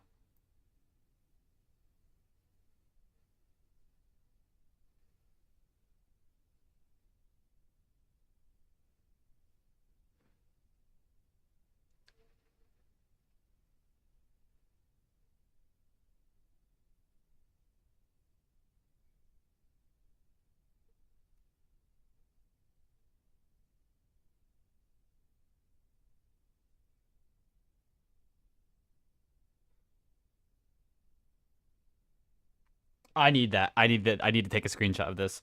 This is actually super important. Because this is like the altered insta-kill round list, which is like super useful.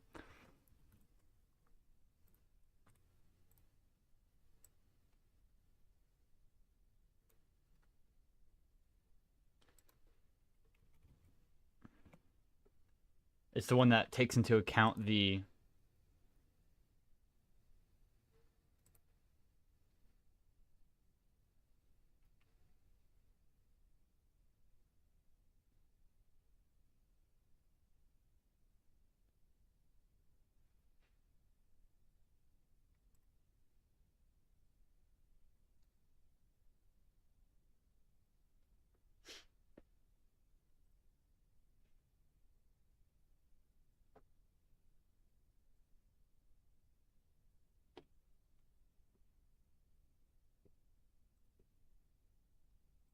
Hmm.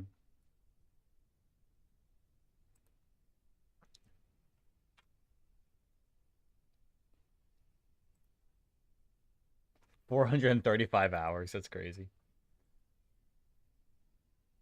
I got skills for this.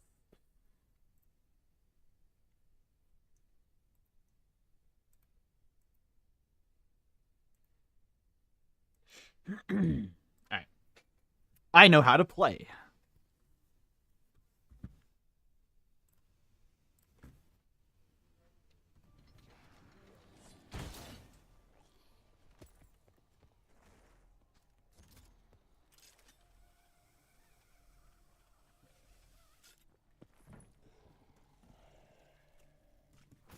Nope. No bugs yet for that.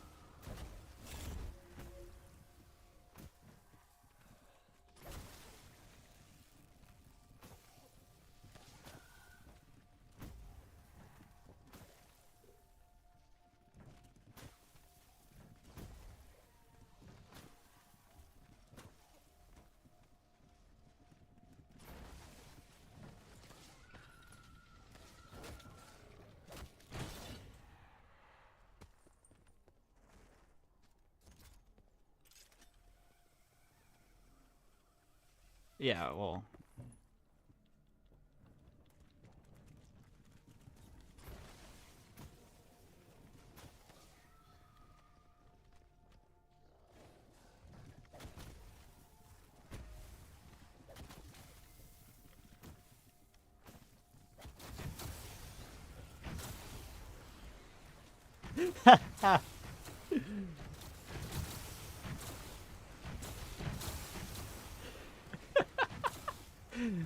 Oh, no.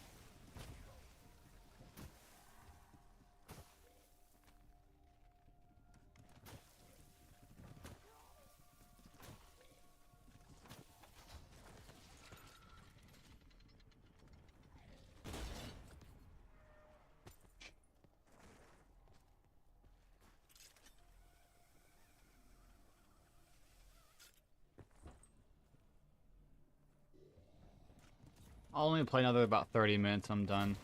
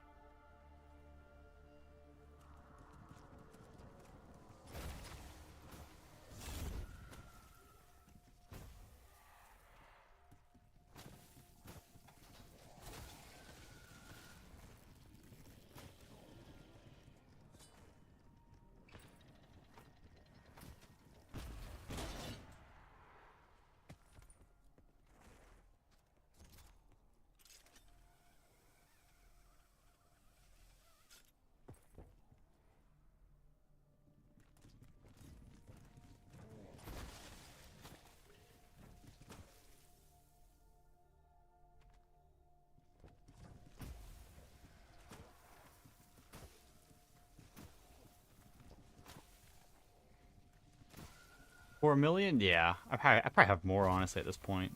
Probably like 8 or so.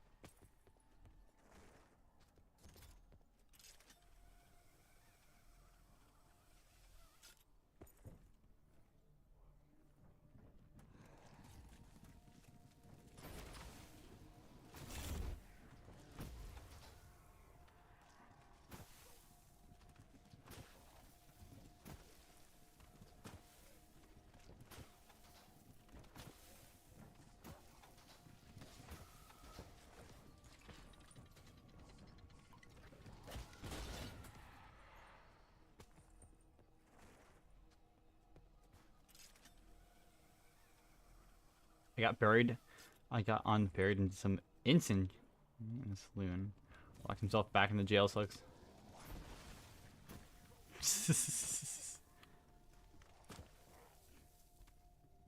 Amazing. Huge.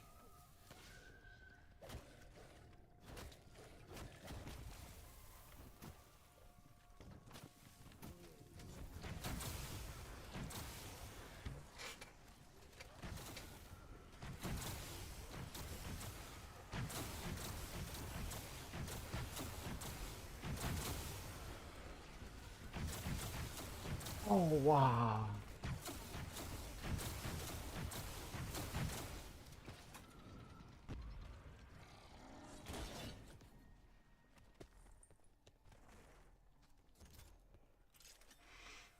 Dude, I'm tired. Rage quit, move to Minecraft. It's fair.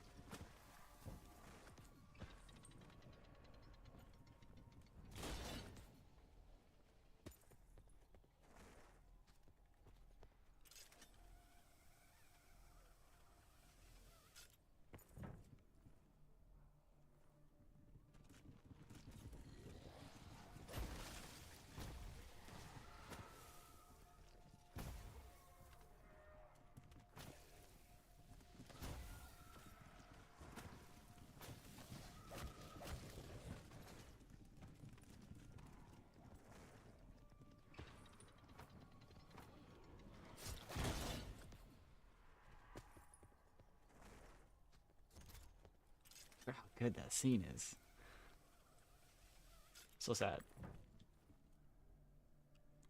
It's like, wah, wah, wah.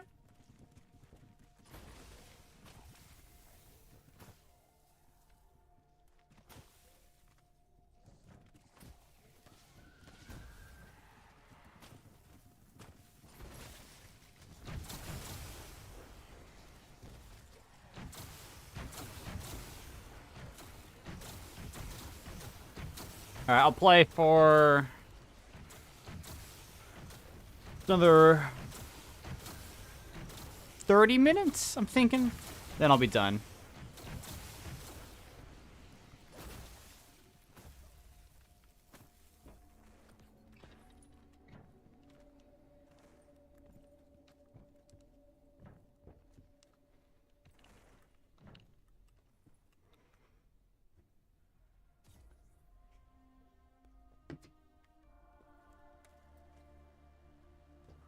I gotta go to work, so.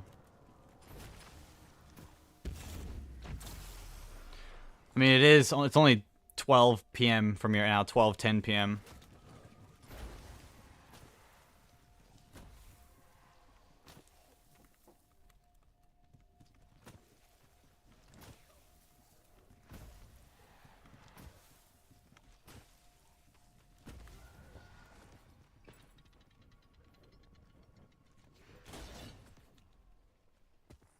You work too, yeah.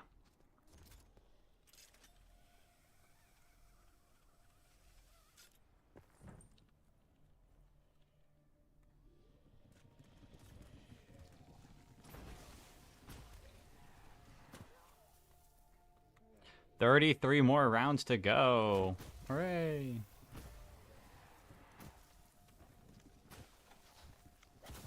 Whoa. Okay.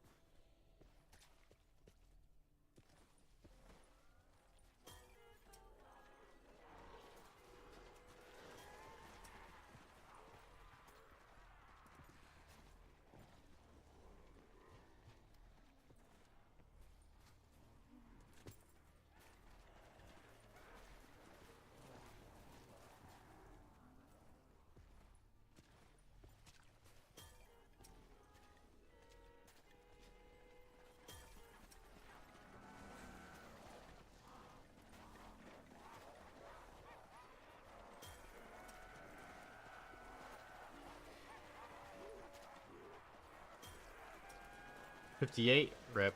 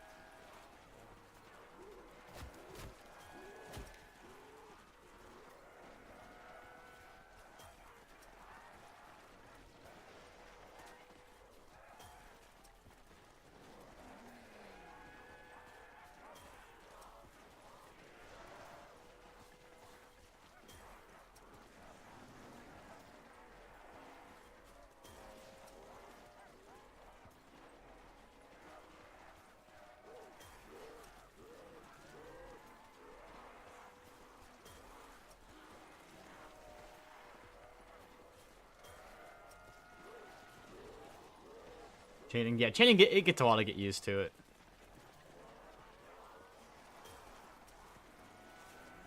Get one more and all.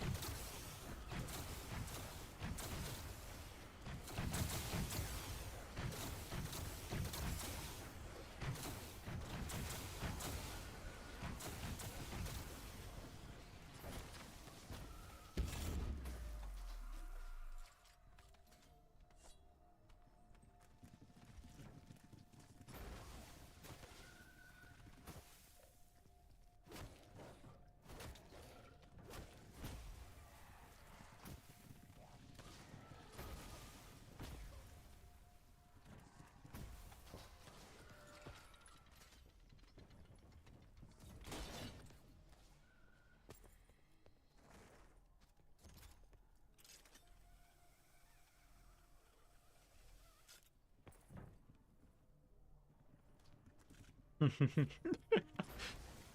is such a...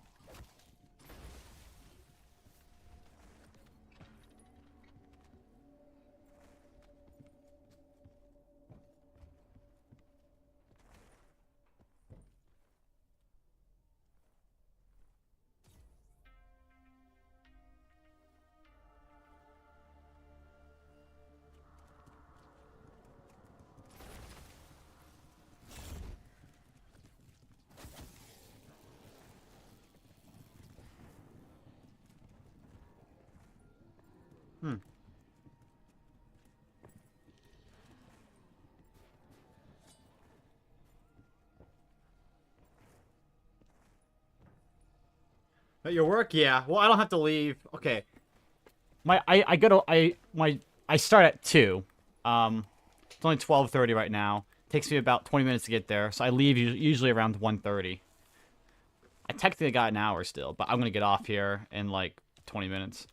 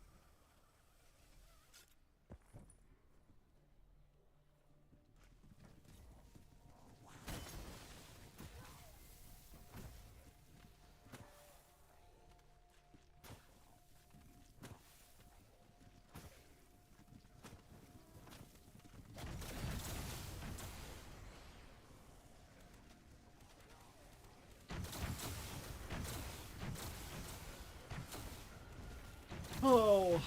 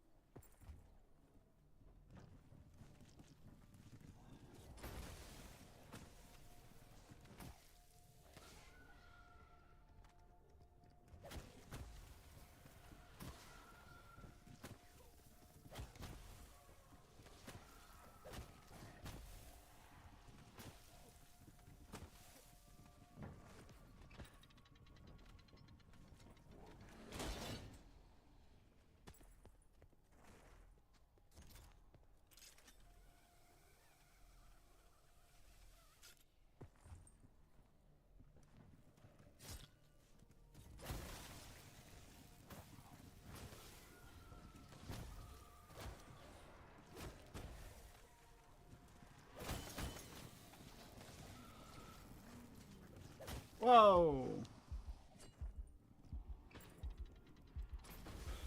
Oh.